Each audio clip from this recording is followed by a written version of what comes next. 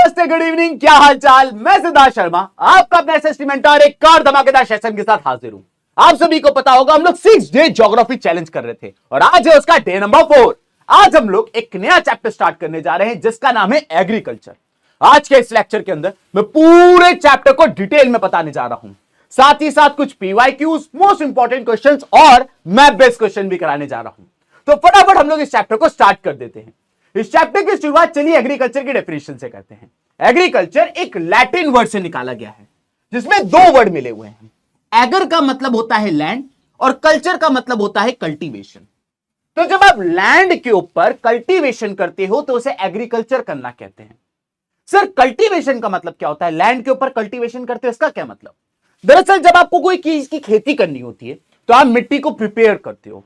आप मिट्टी में सबसे पहले गड्ढा खोदते हो, आप उसके अंदर एक बीज सोन करते हो, फिर जब उसमें आप पानी डालते हो, उसमें आप इंसेक्टिसाइड, पेस्टिसाइड, मैन्योर ये सब डालते हो, फिर उसमें से एक पौधा निकल के आता है।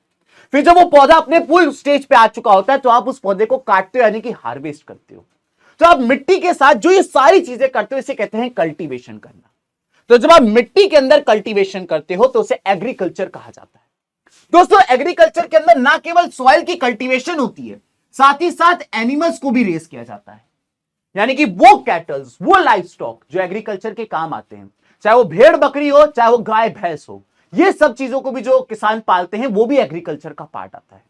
साथ ही साथ बताया गया है कि एग्रीकल्चर का सबसे इंपॉर्टेंट पार्ट है कि आप क्रॉप्स को प्रोड्यूस करते हो। क्रॉप्स में भी आप दो तरीके की क्रॉप्स को प्रोड्यूस करते हो। एक होती है फूड क्रॉप्स, जिसको आप डायरेक्टली खाने के लिए, कंज्यूम करने के लिए प्रोड्यूस करते हो। वहीं दूसरी तरफ होती है नॉन फूड क्रॉप्स, जिसको तुम खाने के लिए कंज्यूम नहीं करते हो, जैसे कि कॉटन हो गया, जूट हो गया। ये ऐसी क्रॉप्स हो जाती है जिसको खाया नहीं जाता लेकिन इनको भी उगाया जाता है क्योंकि इसकी भी डिमांड होती है। तो जब आप लैंड का कल्टीवेशन करते हो, उसमें बीज बोते हो, सोन करते हो, फसल जब बनके तैयार हो जाती है हार्वेस्ट करते हो, साथ ही साथ एनिमल्स को रेस करते हो और साथ ही साथ क्रॉप्स को उगाते हो, तो उसे एग्रीकल्चर करना कहते हैं। दोस्तों, दरअसल एग्रीकल्चर के अंदर एक्वाकल्चर भी आता है और फॉरेस्ट्री भी आती है। सर, फॉरेस्ट्री तो हमें पता है। फॉरेस्ट्री में क्या होता है कि एक व्यक्ति जंगल में जाता है और अपनी पसंद की चीजें जंगल से पिक करके लाता है, वो तो हमें पता है। चाहे वो लकड़ी हो, चाहे वो फ्रूट्स और वेजिटेबल हो, या फिर वो अपने अपने कैटल्स को वहां चरवाने ही क्यों ना ले जा रहा हो। लेकिन सर, ये एक्वाकल्चर का मतलब क्या होता है? आइए मैं आप लोग को एक एग्जाम्पल से बताता हूं। फॉर एग्जाम्पल, अभी मैं यहां नोएडा में रहता हूं और नोएडा में एक साइजेबल पॉपुलेशन ऐसी है जो आज भी मछली खा रही है। लेकिन ये मछली लाए कहां से? क्योंकि नोएडा में कोई समुद्र तो है नहीं। अगर नदी की बात करें तो थोड़ी दूर दिल्ली है, दिल्ली से निकलती है यमुना नदी। तो यमुना नदी से मछली पकड़ी जा सकती है, लेकिन इसमें भी एक प्रॉब्लम है कि दुनिया की टॉप 5 मोस्ट पॉल्यूटेड रिवर्स में से तीसरे नंबर पे यमुना आती है। तो यमुना के अंदर जो मछली है, क्या वो खाने लायक है भी कि नहीं, ये भी एक बहुत बड़ा प्रॉब्लम है। तो ऐसे में नोएडा के लोगों की इस फिश की डिमांड को पूरा करने के लिए कुछ लोगों ने क्या करा, गड्ढे बनाए, उस गड्ढे में पानी भरा और उसमें फिश की ब्रीडिंग करना शुरू कर दी और इसी मछली को फिश खाने वाले लोगों को सप्लाई करना शुरू कर दिया। इसको कहा जाता है दोस्तों एक्वाकल्चर। तो एक्वाकल्चर हो चाहे फॉरेस्ट्री हो, ये दोनों के दोनों एग्रीकल्चर का पार्ट आ जाते हैं। सबसे पहले हमें इस चैप्टर में एग्रीकल्चर के अलग अलग डिविजन्स पढ़ने हैं। What are the classification of agriculture, what are the classification of farming. तो सबसे पहले मैं यह समझा दूं कि मैं ये क्लासिफिकेशन किस बेसिस पे करने जा रहा हूं। सबसे पहले बताया गया है कि क्लासिफिकेशन होता है on the basis of physical environment, यानी कि जहां आप खेती कर रहे हो वो जमीन का एनवायरमेंट कैसा है, वहां की जमीन की लैंड कैसी है, वो जमीन प्लेन है कि माउंटेन है, माउंटेन है कि वैली है, वैली है कि प्लेट्यू है, साथ ही साथ वहां का एनवायरमेंट कैसा रहता है। ये सारी चीजें भी उसके एग्रीकल्चर के डिवीजन के ऊपर इंपॉर्टेंट होती है। इसके बाद आ जाता है लैंड प्रोडक्टिविटी, कि आप फार्मिंग का डिवीजन इस हिसाब पे भी कर सकते हो कि उस जमीन पे आप कितनी एग्रीकल्चर कर रहे हो, लार्ज स्केल पे कर रहे हो या स्मॉल स्केल पे कर रहे हो। उसके बाद आ जाता है टेक्नोलॉजिकल एडवांसमेंट, यानी कि आप जो फार्मिंग कर रहे हो उसमें किस तरीके की टेक्नोलॉजी का इस्तेमाल हो रहा है। सिंपल प्रिमिटिव टूल्स का इस्तेमाल हो रहे हो, सिर्फ कुल्हाड़ी और हथौड़ी इन सब चीजों से कर रहे हो, या आप लोग एडवांस मशीन्स का इस्तेमाल कर रहे हो, ट्रैक्टर, थ्रेशर, इन सब का इस्तेमाल कर रहे हो। और last but not the least, socio cultural practices. इस देश के अंदर आज भी कुछ ऐसे ट्राइब्स हैं, कुछ ऐसे गांव वाले लोग हैं जो एक यूनिक तरीके की एग्रीकल्चर करते हैं, उनकी अपनी ही मेथड है। तो इन चार चीजों को ध्यान में रखते हुए आप फार्मिंग को 4 ग्रुप्स के अंदर बांट सकते हो। सबसे पहले आ जाता है दोस्तों प्रिमिटिव सब्सिस्टेंस फार्मिंग, उसके बाद आता है इंटेंसिव सब्सिस्टेंस फार्मिंग, उसके बाद आता है कमर्शियल फार्मिंग और लास्ट में हम पढ़ेंगे प्लांटेशन फार्मिंग।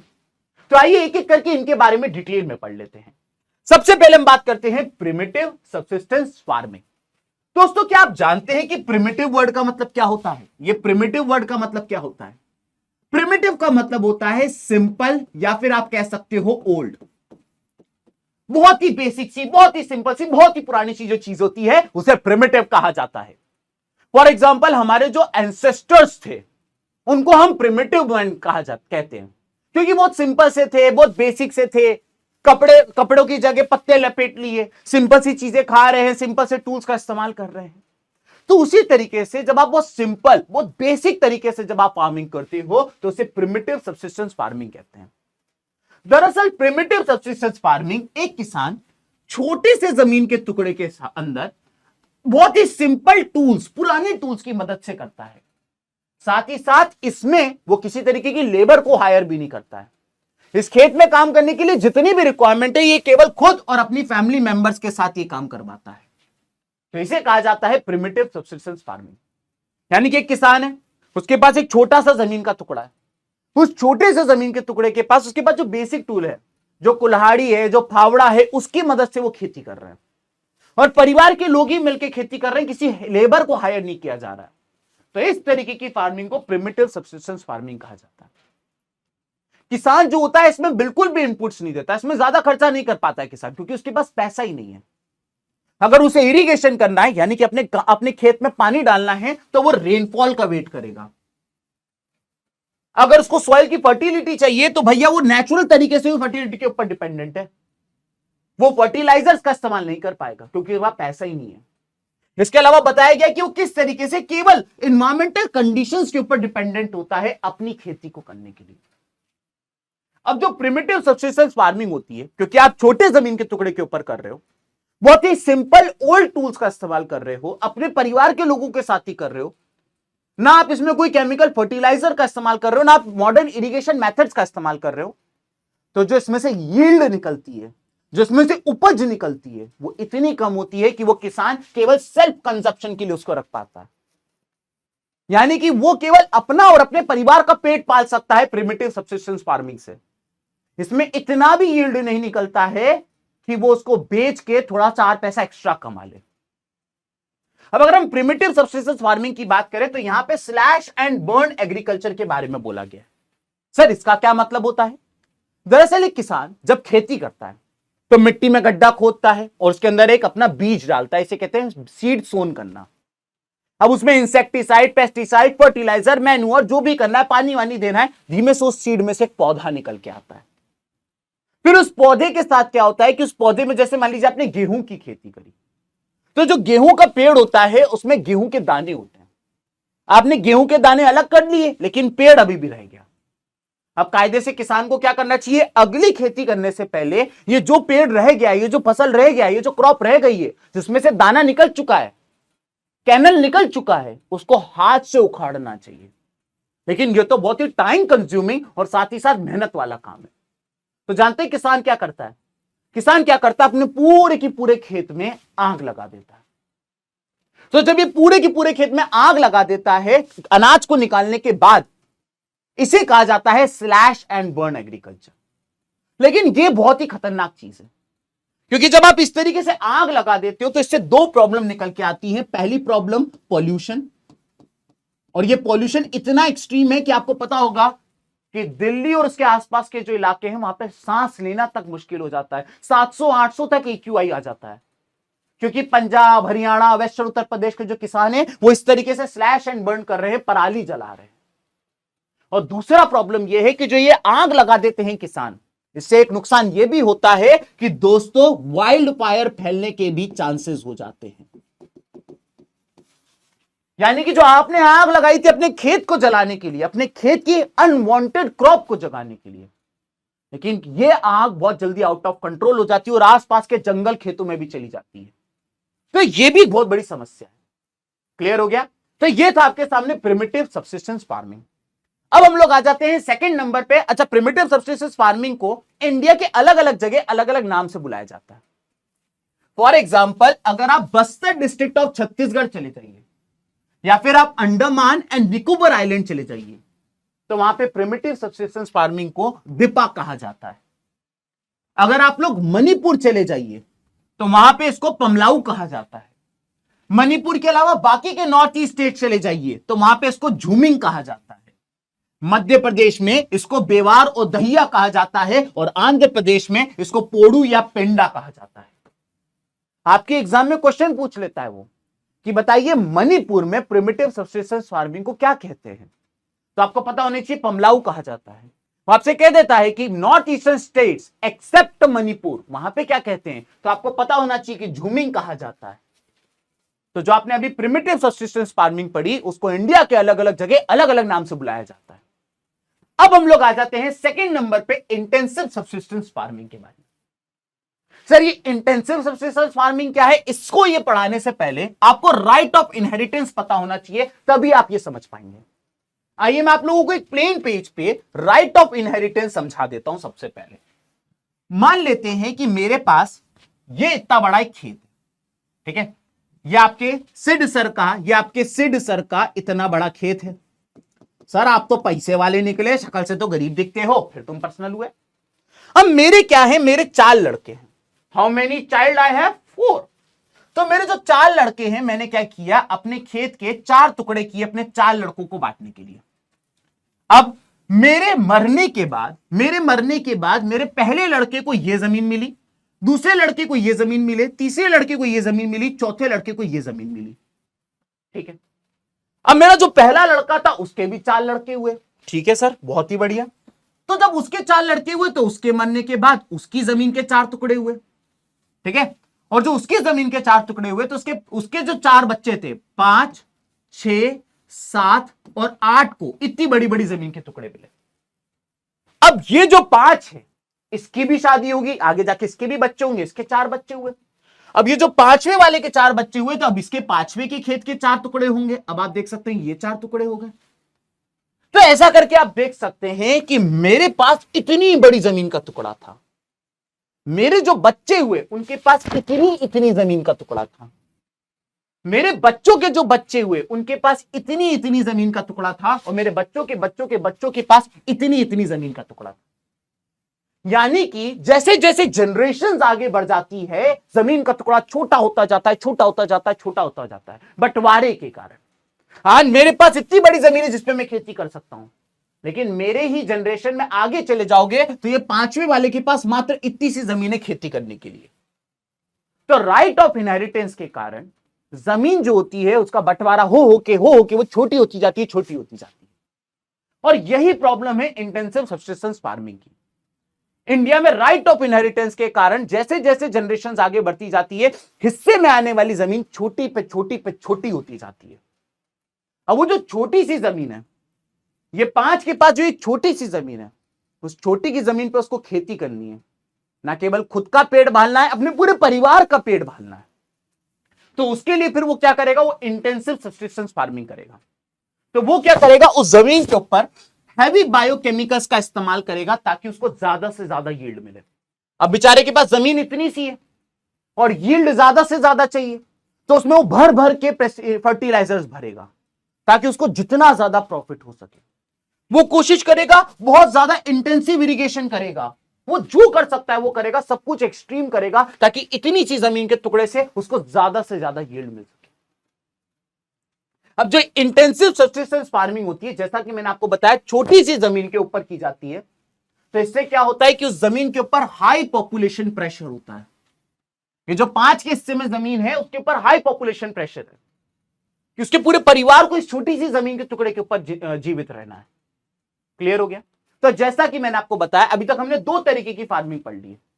सबसे पहले प्रिमिटिव सब्सिस्टेंस फार्मिंग, जिसमें एक छोटे जमीन के टुकड़े के ऊपर एक किसान सिंपल टूल्स की मदद से नेचर से मिलने वाली चीजों का ध्यान में रखते हुए वो खेती करता है। इसमें वो कोई लेबर हायर नहीं करता है, जो भी उसके पास प्रोड्यूस आएगा वो उसका और उसके परिवार के लिए होता है, वो एक्स्ट्रा नहीं कमा पाता है। फिर आता है इंटेंसिव सब्सिस्टेंस फार्मिंग, जिसमें राइट ऑफ इनहेरिटेंस के कारण जैसे जैसे जनरेशंस आगे बढ़ती जाती हैं जमीन का टुकड़ा छोटा होता जाता है। तो उस छोटे से जमीन के टुकड़े के ऊपर हाई पॉपुलेशन प्रेशर होता है। तो उस छोटे से जमीन के जो मालिक होते हैं वो high fertilizers, high insecticide, pesticide, high irrigation facilities का इस्तेमाल करके वो लोग खेती करते हैं। ठीक है सर, हमने इंटेंसिव प्रोसेशन फार्मिंग भी आपसे पढ़ लिया। अब हम आते हैं कमर्शियल फार्मिंग। कमर्शियल फार्मिंग दोस्तों वो लोग करते हैं जिनको बहुत ज्यादा प्रॉफिट चाहिए होता है। ये लोग जो खेती कर रहे हैं इनको इस खेती से ज्यादा प्रॉफिट चाहिए। मैं आपको एक बेहतरीन सा एग्जांपल देता हूं। आप लोगों ने शायद टाटा नाम के एक ब्रांड का नाम सुना होगा। अब अगर आप टाटा के लिए अगर आप चले जाए डी मार्ट में तो आपको टाटा की दाल से लेकर आटा तक, तेल से लेकर नमक तक सब कुछ टाटा का मिलेगा। यानी कि टाटा वाले एग्रीकल्चर फील्ड के अंदर भी है। अब जब टाटा वाले एग्रीकल्चर करेंगे तो सोचो किस तरीके का एग्रीकल्चर होगा। टाटा एक ऐसा ब्रांड जिसकी गाड़ी आती है, जिसकी ज्वेलरी का ब्रांड है तनिष्क, जिसकी कॉफी का ब्रांड है स्टारबक्स, जिसका एसी का ब्रांड है वोल्टास, जिसका क्रोमा नाम का इलेक्ट्रॉनिक्स ब्रांड है, सब कुछ टाटा का है। तो टाटा के पास पैसों की तो कमी होगी नहीं। तो टाटा वाले क्या करेंगे, बड़ी बड़ी जमीन खरीद लेंगे क्योंकि पैसों की तो कमी नहीं है। उन बड़ी बड़ी जमीन के ऊपर वो टाटा वाले क्या करेंगे, high yielding variety of seeds का इस्तेमाल करेंगे। सर ये HYB सीड्स क्या होते हैं? बेटा नॉर्मल सीड्स में अगर तुम जमीन के अंदर बोगे तो उससे भी पेड़ निकलेगा, उसमें फ्रूट्स और वेजिटेबल्स होंगे। लेकिन HYB सीड को अगर तुम जमीन में सोन करोगे तो उससे जो पेड़ होगा तो उसमें नॉर्मल के कंपैरिजन में ना केवल फ्रूट्स और वेजिटेबल्स ज्यादा होंगे, अच्छी क्वालिटी के भी होंगे। तो भाई जो बड़ी बड़ी कंपनीज होती हैं वो HYB सीड्स का इस्तेमाल करती हैं ताकि हाई क्वालिटी का और ज्यादा क्वांटिटी का आपको फ्रूट्स और वेजिटेबल्स मिल सके। इसके अलावा वो लोग क्या करेंगे, वो लोग इरिगेशन के लिए अच्छी से अच्छी फैसिलिटी का इस्तेमाल करेंगे। पैसों की तो कमी है नहीं। इस खेत में एक की जगह 10 ट्यूबवेल खोद दो, भले एक की ट्यूबवेल को खोदने के लिए 10 लाख 15 लाख रुपए लगे, पैसों की तो कमी है नहीं। वो लोग इसके साथ ही साथ केमिकल फर्टिलाइजर्स, इंसेक्टिसाइड, पेस्टिसाइड्स का भी इस्तेमाल करेंगे। तो जब आप बड़ी बड़ी जमीन के टुकड़े के ऊपर कमर्शियल तरीके से क्रॉपिंग करते हो ताकि आपकी ज्यादा से ज्यादा क्रॉप निकल के आ जाए, ज्यादा से ज्यादा प्रॉफिट हो पाए, तो उसे कमर्शियल क्रॉपिंग कहते हैं। अब जो डिग्री ऑफ कमर्शियलाइजेशन जो है वो एक जगह से दूसरी जगह पे अलग अलग होता है। इसका क्या मतलब है, आइए एक एग्जांपल से समझते हैं। नीचे आप देख सकते हैं ये लोग कह रहा है कि जो राइस है वो एक कमर्शियल क्रॉप है हरियाणा में। बिल्कुल सही बात है। हरियाणा में राइस को कमर्शियल स्टेज पे बनाया जा सकता है, उगाया जा सकता है। लेकिन ओडिशा के अंदर राइस को कमर्शियल क्रॉप नहीं, वो एक सब्सिस्टेंस क्रॉप है। हरियाणा में चावल को इतने बड़े स्केल पे उगाया जा सकता है कमर्शियल तरीके से कि आप उससे प्रॉफिट बना सको। लेकिन उड़ीसा का क्लाइमेट, उड़ीसा की मिट्टी इस तरीके की नहीं है कि वहां पे चावल को कमर्शियल लेवल पे उगाया जा सके। उगा सकते हो तो केवल सब्सिस्टेंस तरीके से, यानी खुद के कंजप्शन के लिए उगा सकते हो, बस इतना। तो ये थी आपके सामने कमर्शियल क्रॉप। अब कई किताबों में क्रॉपिंग को 3 ही डिवीजन में बांटा गया है, प्रिमिटिव, इंटेंसिव और कमर्शियल। लेकिन मैं आपको एक चौथा भी सिखाना चाहता हूं जो कि है plantation farming. Sir plantation farming में क्या होता है? देखो प्लांटेशन फार्मिंग और कमर्शियल क्रॉप लगभग एक जैसे होते हैं। कमर्शियल क्रॉप में आप जब एक बड़े जमीन के टुकड़े के ऊपर HYV सीड्स का इस्तेमाल करके, इंसेक्टिसाइड, पेस्टिसाइड, फर्टिलाइजर्स का इस्तेमाल करके, इरिगेशन फैसिलिटी का इस्तेमाल करके क्रॉपिंग करते हो तो उसे कमर्शियल क्रॉप कहते हैं। और प्लांटेशन में भी एक बड़े जमीन के टुकड़े पे HYV सीड्स का इस्तेमाल करके, इंसेक्टिसाइड, पेस्टिसाइड, फर्टिलाइजर्स का इस्तेमाल करके, इरिगेशन फैसिलिटी का इस्तेमाल करके क्रॉपिंग करी जाती है। बट दोनों में डिफरेंस ये है कि कमर्शियल क्रॉपिंग में उस बड़े से जमीन के टुकड़े के ऊपर कई सारी क्रॉप्स उगाई जा रही होती है, लेकिन प्लांटेशन पे उस बड़े से जमीन के टुकड़े के ऊपर एक सिंगल क्रॉप उगाई जा रही होती है, सिंगल क्रॉप। ठीक है, तो आप लोग इन दोनों के बीच में डिफरेंस ऐसे भी समझ सकते हैं कि मान लीजिए मैंने यहां पे लिख दिया कमर्शियल और यहां पे मैंने लिख दिया प्लांटेशन। ठीक है, और यहां पे हम लोग लिख देते हैं कैरेक्टरिस्टिक्स। ठीक है, तो अगर आप एरिया की बात करें तो कमर्शियल क्रॉप में भी जो एरिया होती है जमीन का वो लार्ज होता है, इसमें भी लार्ज होता है। ठीक है साहब, फिर इसके बाद अगर आप HYV सीड्स का इस्तेमाल करने की बात करें तो HYV सीड्स का इस्तेमाल ये भी करते हैं और ये भी करते हैं। ठीक है साहब, फिर अगर आप इंसेक्टिसाइड्स,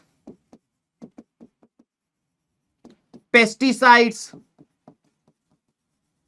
और फर्टिलाइजर्स की बात करें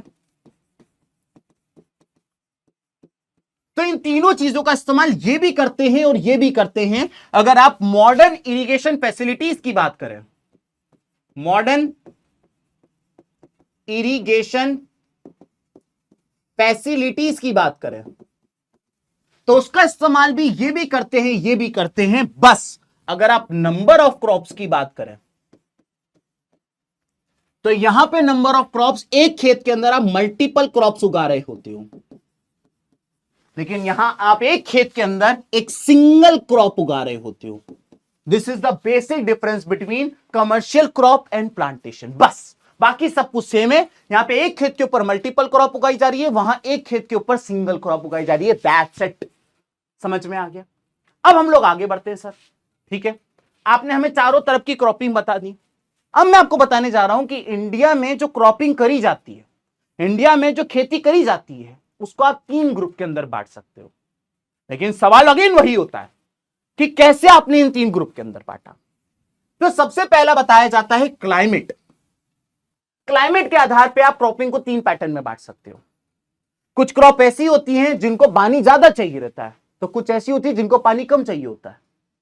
सेकंड नंबर पे आता है टोपोग्राफी, यानी कि आप क्रॉप को किस एरिया में उगा रहे हो, उसका एरिया का सरफेस कैसा है, वो प्लेन है कि वो माउंटेन है, वो माउंटेन है कि वो वैली है, वो वैली है कि वो प्लेट्यू है। टोपोग्राफी पे डिपेंड करता है।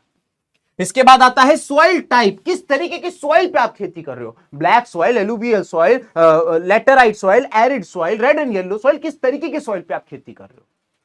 इन सब चीजों को मद्देनजर में रखते हुए आप क्रॉपिंग को 3 उसमें बांट सकते हो, राबी, खारिफ और ज़ैद।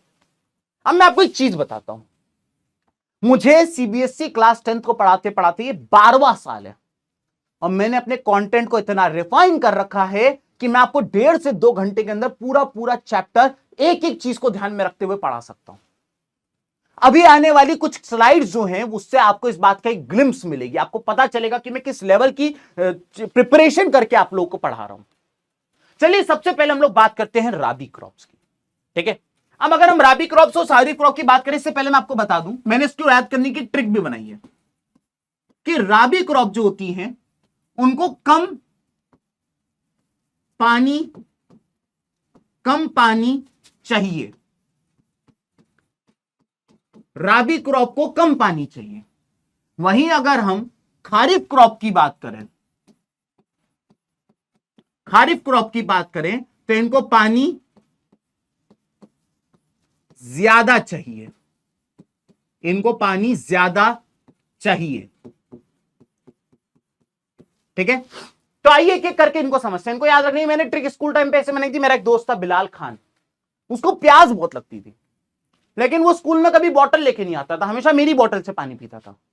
तो खान से मैंने बनाया खारिफ, जैसे मेरे दोस्त बिलाल खान को बहुत पानी चाहिए, उसी तरीके से खरीफ क्रॉप को भी बहुत ज्यादा पानी चाहिए। आइए कुछ डिटेल में इसको समझने की कोशिश करते हैं। राबी क्रॉप, जैसा कि मैंने बताया, पानी कम चाहिए। तो अगर तुझे पानी कम चाहिए तो तू क्या करेगा, उसका बीज मॉनसून के बाद डालो। आप कोशिश करो कि मॉनसून के बाद, विंटर तक के टाइम पे आप उसका बीज डालिए। मॉनसून के बाद बीज डालेंगे तो उसको पानी कम मिलेगा। और यही बात बताई गई है कि अगर इसके बीज की बात करें तो उसको विंटर सीजन में सोन किया जाता है, मॉनसून के तुरंत बाद। महीने की बात करें तो अक्टूबर से दिसंबर के बीच में। अब राबी क्रॉप को पानी कम चाहिए, यानी कि मॉनसून से पहले इसकी फसल को हार्वेस्ट करना भी जरूरी है। तो समर रहते रहते, मॉनसून से पहले समर रहते रहते आप उसकी फसल को हार्वेस्ट कर लीजिए, यानी कि अप्रैल से जून के बीच में उसको हार्वेस्ट कर लीजिए। सर राबी क्रॉप की कुछ एग्जांपल बता दीजिए। ये लीजिए, पूछ पूछ होने की ने की। यहां पे मैंने कुछ नाम दे रखे हैं, वीट, बार्ले, ग्राम, मस्टर्ड, पीस। ये 5 आपकी मेजर राबी क्रॉप्स होती बहुत सारी हैं, लेकिन सीबीएसई वाले ये 5 ही बार बार पूछते हैं। सर राबी क्रॉप इंडिया में कहां कहां उगाई जाती है? ये लीजिए, पंजाब, हरियाणा, हिमाचल प्रदेश, जम्मू कश्मीर, उत्तराखंड और उत्तर प्रदेश, यानी कि इंडिया के ज्यादातर नॉर्दर्न इलाके जो हैं वहां पे आपको राबी क्रॉप्स उगाई जाती है। सर राबी क्रॉप तो समझ में आ गया, एक बार रिवाइज करा दीजिए। राबी क्रॉप पानी कम चाहिए, तो मॉनसून से पहले यानी कि विंटर में, मॉनसून के बाद यानी कि विंटर में आप इसकी बीज डाल दीजिए। और क्योंकि पानी कम चाहिए तो मॉनसून के आने से पहले पहले इसकी फसल काट दीजिए, यानी समर रहते रहते इसकी फसल काट दीजिए। इसके एग्जाम्पल है वीट, बार्ले, ग्राम, मस्टर्ड, पीस। और इंडिया के ज्यादातर नॉर्दर्न स्टेट जो है वहां पे आपको राबी क्रॉप्स देखने को मिलेगी। सर आदमी तो तुम ठीक ही लगते हो, इसी तरीके से खारिफ बता दो। लो पूछ पूछ और नेकी की। अब बात करते हैं खारिफ क्रॉप की। खारिफ क्रॉप को पानी ज्यादा चाहिए, तो मॉनसून के जस्ट पहले आप इसका बीज डाल दीजिए, यानी कि अर्ली जून में आप इसका बीज डाल दीजिए। और जैसे ही मॉनसून खत्म हो, समर सीजन के आने से पहले ऑटम सीजन के अंदर ही आप इसकी फसल को काट दीजिए, यानी सितंबर अक्टूबर में आप इसकी बीज काट दीजिए। सर अगर हम खरीफ क्रॉप के एग्जांपल्स की बात करें तो ये राइस, मेज, ज्वार, बाजरा, पल्सेस, कॉटन, जूट और ग्राउंडनट, ये सारी की सारी खरीफ क्रॉप के मेजर एग्जांपल हैं। और इंडिया के ज्यादातर के या तो नॉर्थ ईस्टर्न स्टेट्स और सदर्न स्टेट्स जो हैं वहां पे खरीफ क्रॉप उगाई जाती है, क्योंकि वहां बारिश बहुत होती है। जैसे कि आसाम, वेस्ट बंगाल, ओडिशा, आंध्र प्रदेश, केरला, महाराष्ट्र, ये वो स्टेट है जहां पे बहुत ज्यादा खरीफ क्रॉप उगाई जाती है। अब आपको एग्जाम में क्वेश्चन आ जाता है, वो आपसे कह देता है कि आपको नीचे 4 ऑप्शन दिए हैं, आप बताइए इनमें से कौन सी राबी क्रॉप नहीं है, या 4 ऑप्शन में से कौन सी खरीफ क्रॉप नहीं है। सर यही तो याद नहीं होता, इसके लिए हम आपके पास आए थे और आप भी रटवाने को बोलते हो, गलत कह रहे हो, लो ट्रिक लेकर आया हूं तुम्हारे लिए। राबी क्रॉप को याद रखने की ट्रिक है we buy pure golden mustard, जिसमें W से आता है वीट, B से आता है बार्ले, P से आता है पीस, G से आता है ग्राम और M से आता है mustard. We buy pure golden mustard, we buy pure golden mustard. याद रहे P से पीस आता है मटर, और कुछ मत करके आ जाइए, मैंने हिंट दे दिए तुमको। वही खरीफ क्रॉप की बात करें तो उसको याद रखने की ट्रिक है रानी मेड जूसी बिरयानी। ओए होए होए, रानी ने बिरयानी बनाई है दोस्तों। Rani made juicy biryani mixing cotton, jute and groundnut, mixing cotton, jute and groundnut, mixing cotton, jute and groundnut. Rani made juicy biryani mixing cotton, jute and groundnut. इसमें आर से आता है राइस, एम से आता है मेज, जे से आता है ज्वार, बी से आता है बाजरा, एम से आता है मूंग, सी से आता है कॉटन, जे से आता है जूट और जी से आता है ग्राउंडनट। तो ये ट्रिक से आप ना केवल अपने प्री बोर्ड, अपने बोर्ड एग्जाम के भी सारे एमसीक्यूज को हलवा बना के सॉल्व कर दो। मैंने आपको राबी और खरीफ में जो भी बताया उसको समराइज करके मैंने इस पेज में दे रखा है, आप बाद में इसका प्रिंट आउट निकाल के अपनी स्टडी टेबल के ऊपर लगा सकते हो। ठीक है सर। अब यहां पर हम बात करने जा रहे हैं तीसरे तरीके की क्रॉपिंग पैटर्न, जो कि है जैद क्रॉप। ठीक है, जैद क्रॉप जो होती है वो राबी क्रॉप और खरीफ क्रॉप के बीच में उगाई जाती है। समझिएगा, जैद क्रॉप जो होती हैं वो राबी क्रॉप और खरीफ क्रॉप के बीच में उगाई जाती हैं जैद क्रॉप। और जैद क्रॉप के कुछ मेजर एग्जांपल हैं, जैसे वाटरमेलन, मस्कमेलन, इसके अलावा क्यूक्यूम्बर, वेजिटेबल, फॉडर क्रॉप्स, ये इसके मेजर एग्जांपल हैं। अब अगर तुम कह रहे हो ये फॉडर क्रॉप कौन सी होती है पापा, तो अगर बेटा फॉडर क्रॉप की बात करें तो फॉडर का मतलब होता है चारा। जो कैटल्स को हम खाना डालते हैं, गाय, भैंस, बकरी, इन सबको जो हम खाना डालते हैं उसे चारा कहा जाता है। क्लियर हो गया? तो मैंने अभी आपको बातों बातों में यूं ही मुस्कुराते बराते मैंने आपको 3 तरीके के क्रॉपिंग पैटर्न सिखाए, राबी, खरीफ और बीच में आता है जैद। अब यहां पर आप सभी के लिए एक होमवर्क क्वेश्चन है दोस्तों। इस क्वेश्चन में पूछा गया नीचे दिए गए 4 ऑप्शन में से कौन सी एक राबी क्रॉप नहीं है।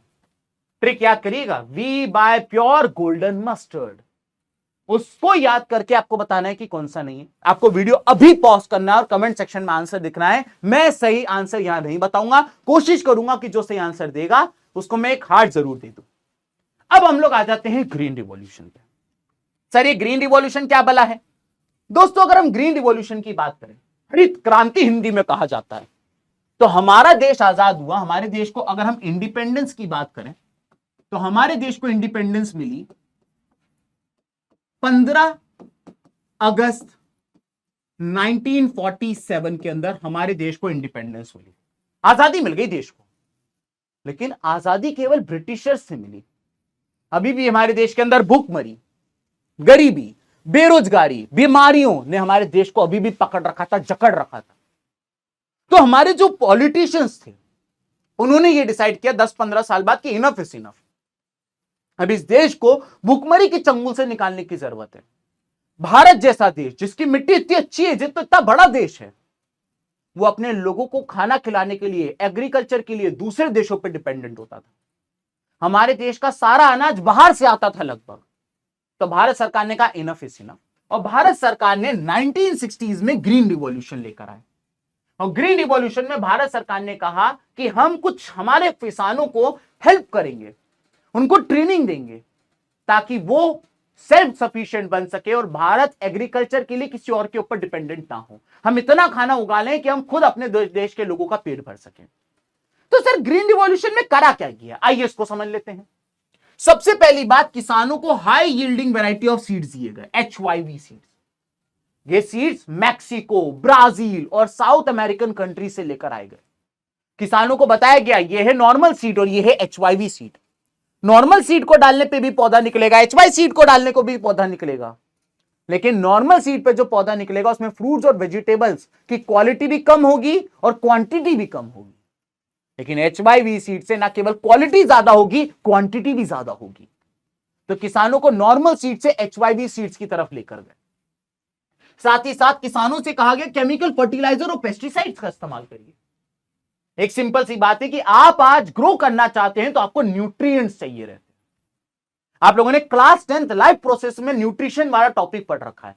The process of intake of nutrients is known as nutrition. Body के अंदर न्यूट्रिएंट्स लेने की जो प्रक्रिया होती है उसे न्यूट्रिशन कहा जाता है। सर न्यूट्रिएंट क्या होते हैं?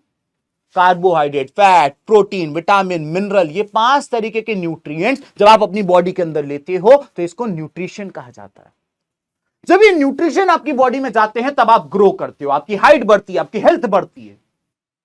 उसी तरीके से पेड़ को ग्रो करने के लिए भी न्यूट्रिएंट्स चाहिए, और ये न्यूट्रिएंट्स उसको मट्टी से मिलते हैं।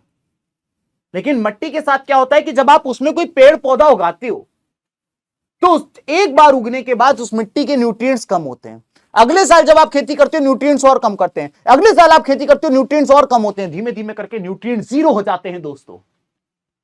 ऐसे में केमिकल फर्टिलाइजर्स की मदद से आप उसके न्यूट्रिएंट्स को रिप्लेनिश कर सकते हो, वापस से बढ़ा सकते हो। आपको एक सॉइल का टेस्ट लेना है, उससे आपको पता चल जाएगा नाइट्रोजन कम है तो नाइट्रोजन वाला फर्टिलाइजर ले आओ, फॉस्फेट कम है तो फॉस्फेट वाला फर्टिलाइजर ले आओ। तो जो आपकी सॉइल में कम होगा वो वाला फर्टिलाइजर लाके अपनी मिट्टी में डाल दीजिए। ये हमारे किसान को पहले नहीं पता था, लेकिन ग्रीन रिवॉल्यूशन के बाद हमने फर्टिलाइजर से हमारे किसानों को इंट्रोड्यूस कराया। पेस्टिसाइड्स, इंसेक्टिसाइड्स, कई बार लगी लगाई फसल पे पेस्ट अटैक हो जाता था, यानी कि चूहे, इस तरीके के रॉडेंट्स होते थे, वो पूरे के पूरे खेत को खराब कर देते थे। तो पेस्टिसाइड नाम का जहर दिया गया कि आप इसका छिड़काव करिए तो पेस्ट आपके खेत से आएंगे तो मर जाएंगे, आपकी फसल बच जाएगी। इंसेक्ट से बचने के लिए इंसेक्टिसाइड्स का छिड़काव करिए। इसके अलावा बताया गया कि किसानों को इरिगेशन फैसिलिटीज दी गई।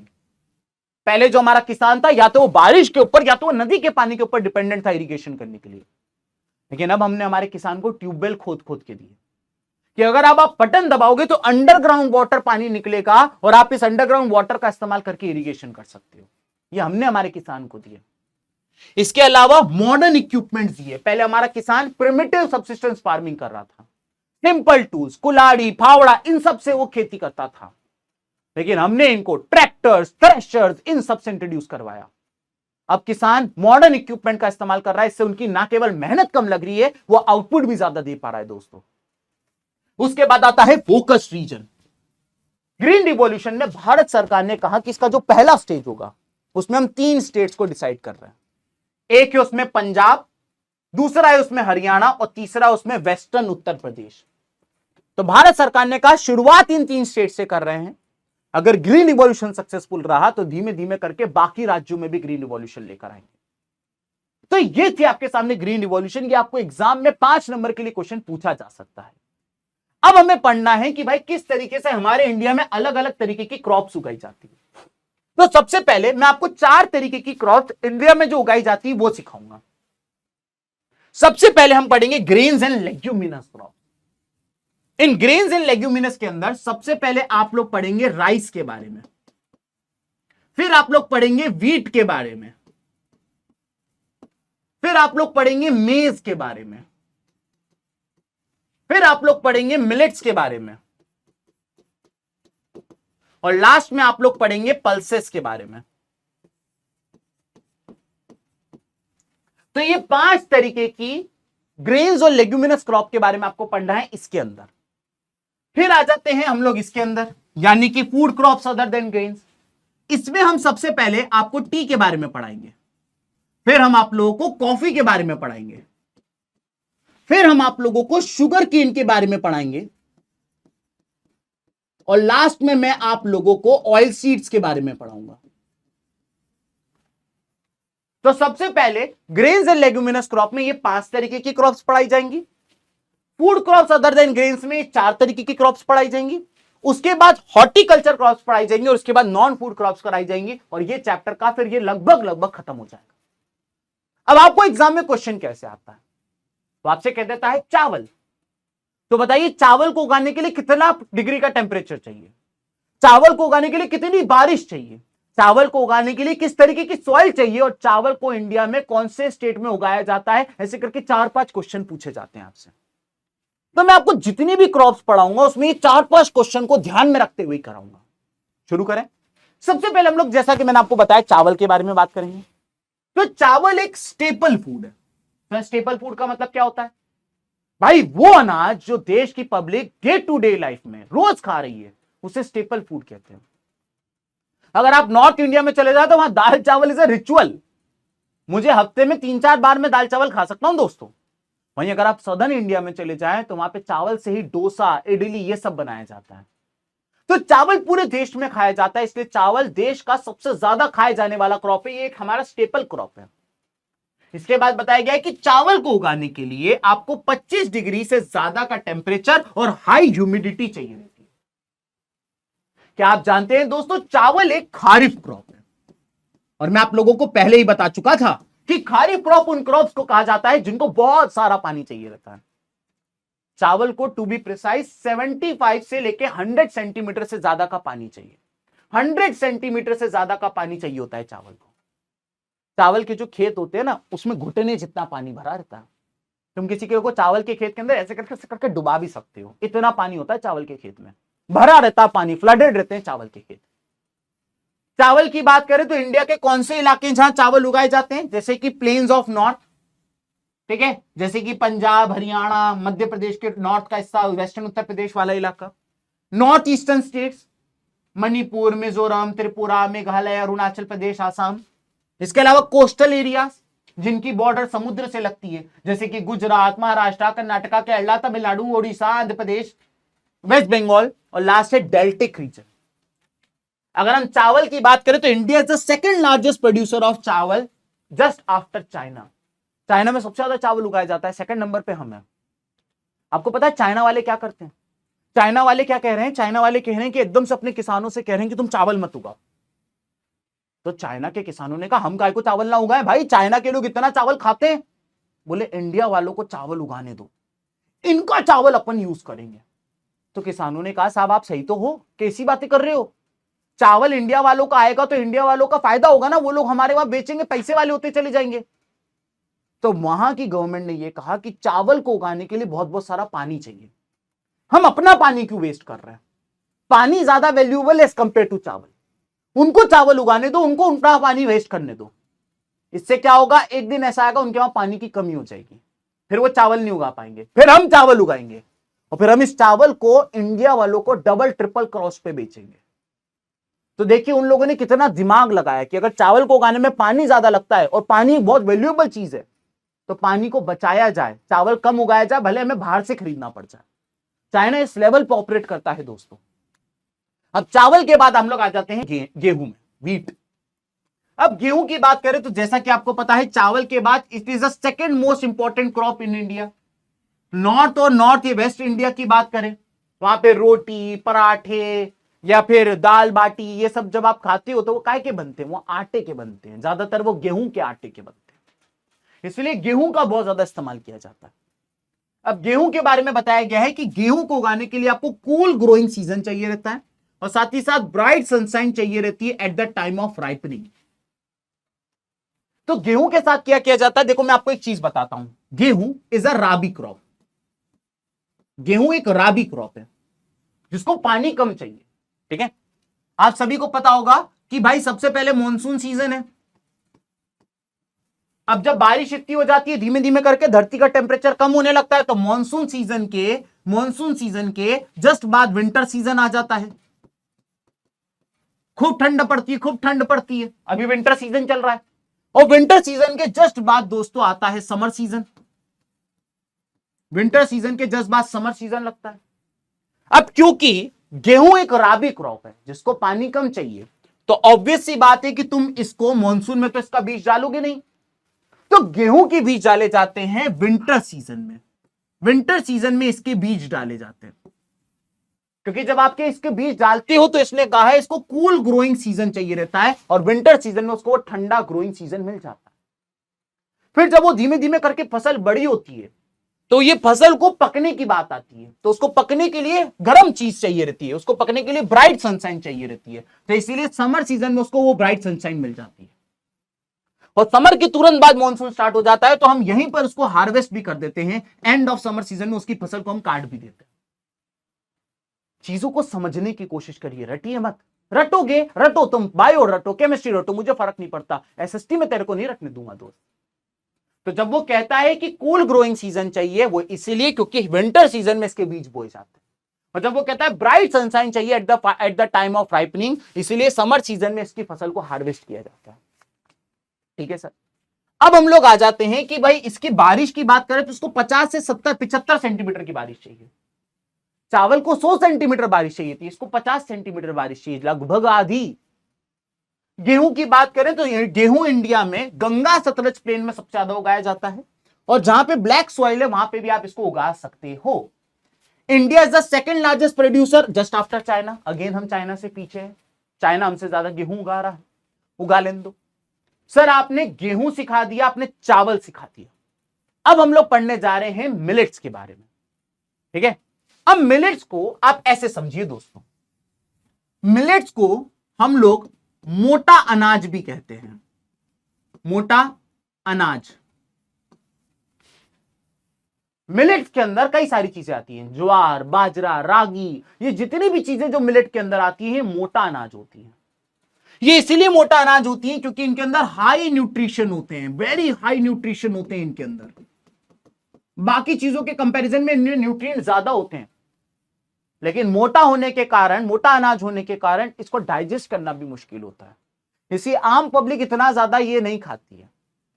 तो मिलेट्स की बात करें, जैसा कि मैंने आपको बताया, मिलेट्स के अंदर कई सारी चीजें आती हैं, जैसे कि 3 जो हमें पढ़नी है, ज्वार, बाजरा और रागी आ गया। ये जो होता है ये बेसिकली ग्रास की फैमिली से बिलोंग करता है। ठीक है, इसके बारे में बताया गया है कि इसकी हाई न्यूट्रिशनल वैल्यू होती है, इतनी हाई न्यूट्रिशनल वैल्यू होती है कि ज्यादातर ये जानवरों को दिया जाता है, फॉडर क्रॉप्स की तरह इस्तेमाल किया जाता है, यानी कि डंकी, हॉर्स, इनको दिया जाता है जिनको ज्यादा ताकत की जरूरत है। सोचो अगर इतनी चीज हम खा लें तो हमारे अंदर कितने न्यूट्रिशन आ जाएंगे कि नहीं। तो सबसे पहले अपन बात कर लेते हैं ज्वार की। दोस्तों अगर हम ज्वार की बात करें तो यहां पे बताया गया it is the third most important food crop just after rice and wheat. Rice और व्हीट के बाद ज्वार बहुत इंपॉर्टेंट है। सर आप कैसी बातें कर रहे हो, हमने तो नाम पहली बार सुना। दोस्तों उत्तराखंड, हिमाचल प्रदेश और कुछ हद तक पंजाब की भी बात कर ले तो वो लोग ज्वार के रोटी और पराठे बना रहे हैं। मेरे घर में भी बनते हैं, हो सकता है आपके घर में भी बनते होंगे, लेकिन ज्यादातर लोग नहीं जानते हैं। लेकिन मैं आपको बता दूं कि it is third most important crop of India. इसके बारे में बताया गया है इट रिक्वायर्स लेस इरिगेशन, यानी कि ज्यादा पानी की जरूरत नहीं है ज्वार को। जहां कम बारिश होती है वहां भी तुम ज्वार उगा सकते हो। इसके बाद बताया गया है इसीलिए इसको आप एरिड एरियाज जैसे कि वेस्टर्न राजस्थान हो गया, आप वेस्टर्न राजस्थान में इसको उगा सकते हो, या इसके अलावा आप लद्दाख वाले इलाके में भी ज्वार खूब सारा उगा सकते हो। जहां पे बारिश कम होती है आप वहां ज्वार उगा सकते हो। इसके बाद बताया गया है कि इंडिया के स्टेट्स जैसे कि महाराष्ट्र, कर्नाटका, आंध्र प्रदेश, यहां पे भी ज्वार बहुत ज्यादा उगाया जाता है। ठीक है सर, ज्वार हो गया। ज्वार के बाद हमें पढ़ना है बाजरा। गाना तो सुना ही होगा तुमने, बाजरे का सिट्टा। अब जो ये बाजरा है, बाजरे की बात करें तो बाजरे को पर्ल मिलेट भी कहा जाता है, और इसके अंदर 3 चीजें होती हैं, आयरन, फोलेट और मिनरल, आयरन, फोलेट और विटामिन। अपन कहते हैं ना भाई वो तो वीआईपी आदमी है, वीआईपी। वीआईपी की जगह इसको याद रखने की ट्रिक है वीआईएफ। वीआईएफ, वी से विटामिन, आई से आयरन, एफ से फोलेट। तो बाजरा के अंदर ये तीनों चीजें होती हैं, विटामिन, आयरन, फोलेट। एग्जाम में ऐसे ही क्वेश्चन पूछता हूं। इसके बाद अगर हम बात करें तो ये सैंडी सॉइल और ब्लैक सॉइल में बहुत ही इजीली उगाया जा सकता है। इंडिया के कुछ स्टेट्स राजस्थान, उत्तर प्रदेश, महाराष्ट्र, गुजरात और हरियाणा जो हैं वो लीडिंग प्रोड्यूसर ऑफ बाजरा है दोस्तों। ठीक है सर, बाजरा आपने पढ़ा दिया, बहुत ही बढ़िया आदमी हो। लास्ट हमें जिसके बारे में पढ़ना है वो है रागी। रागी को हम लोग फिंगर मिलेट भी कहते हैं दोस्तों, क्योंकि ये फिंगर जैसे शेप के इसके पौधे होते हैं, and that is why it is called finger millet. उसके पास VIF था, विटामिन, आयरन, फोलेट। आयरन इसके पास भी है, लेकिन विटामिन और फोलेट इसके पास नहीं, उसकी जगह कैल्शियम, अदर माइक्रोन्यूट्रिएंट्स और रफेज इसके पास। तो अगर आपने VIF याद कर लिया तो आप समझ जाइएगा VIF होता है दोस्तों बाजरा के पास, रागी के पास उसके अलावा जो बचा वो हो जाएगा। ठीक है, इसकी बात करें तो इसको भी आप ब्लैक और सैंडी सॉइल में उगा सकते हो। इंडिया के कर्नाटका, तमिलनाडु, हिमाचल, उत्तराखंड, सिक्किम और अरुणाचल प्रदेश वाले वो स्टेट हैं जहां पे रागी बहुत ही बड़े स्केल पे उगाया जा रहा है। ठीक है सर, तो जैसा कि मैंने आपको शुरुआत में बताया था दोस्तों कि मैं आप लोगों को ग्रेन्स एंड लेग्यूमिनस क्रॉप के अंदर राइस, वीट, मेज, मिलेट और पल्सेस पढ़ाऊंगा। इनमें से हम लोगों ने ऑलरेडी राइस पढ़ लिया, वीट पढ़ लिया और मिलेट पढ़ लिया। अब मेज और पल्सेस पढ़ेंगे और उसके बाद हम लोग आगे बढ़ जाएंगे। क्लियर हो गया? तो चलिए अब हम लोग जाते हैं दोस्तों मेज की तरफ। अब अगर आप मेज की बात करें तो मेज का मतलब होता है भुट्टा, कॉर्न। कॉर्न जो है वो मेज की फैमिली से बिलोंग करता है, और मेज जो होता है उसको आप खाने के लिए भी इस्तेमाल करते हो और फॉडर के लिए भी इस्तेमाल करते हो। मैं बता चुका हूं, फॉडर का मतलब होता है चारा, भेड़, बकरी, कैटल्स के लिए, लाइव स्टॉक के लिए उगाया जाता है इसको। इसके अलावा बात करें, टेम्परेचर 21 से 27 डिग्री सेल्सियस के बीच में चाहिए रहता है, और मेज को आप ओल्ड एलुवियल सॉइल में सबसे बेहतरीन उगा सकते हो।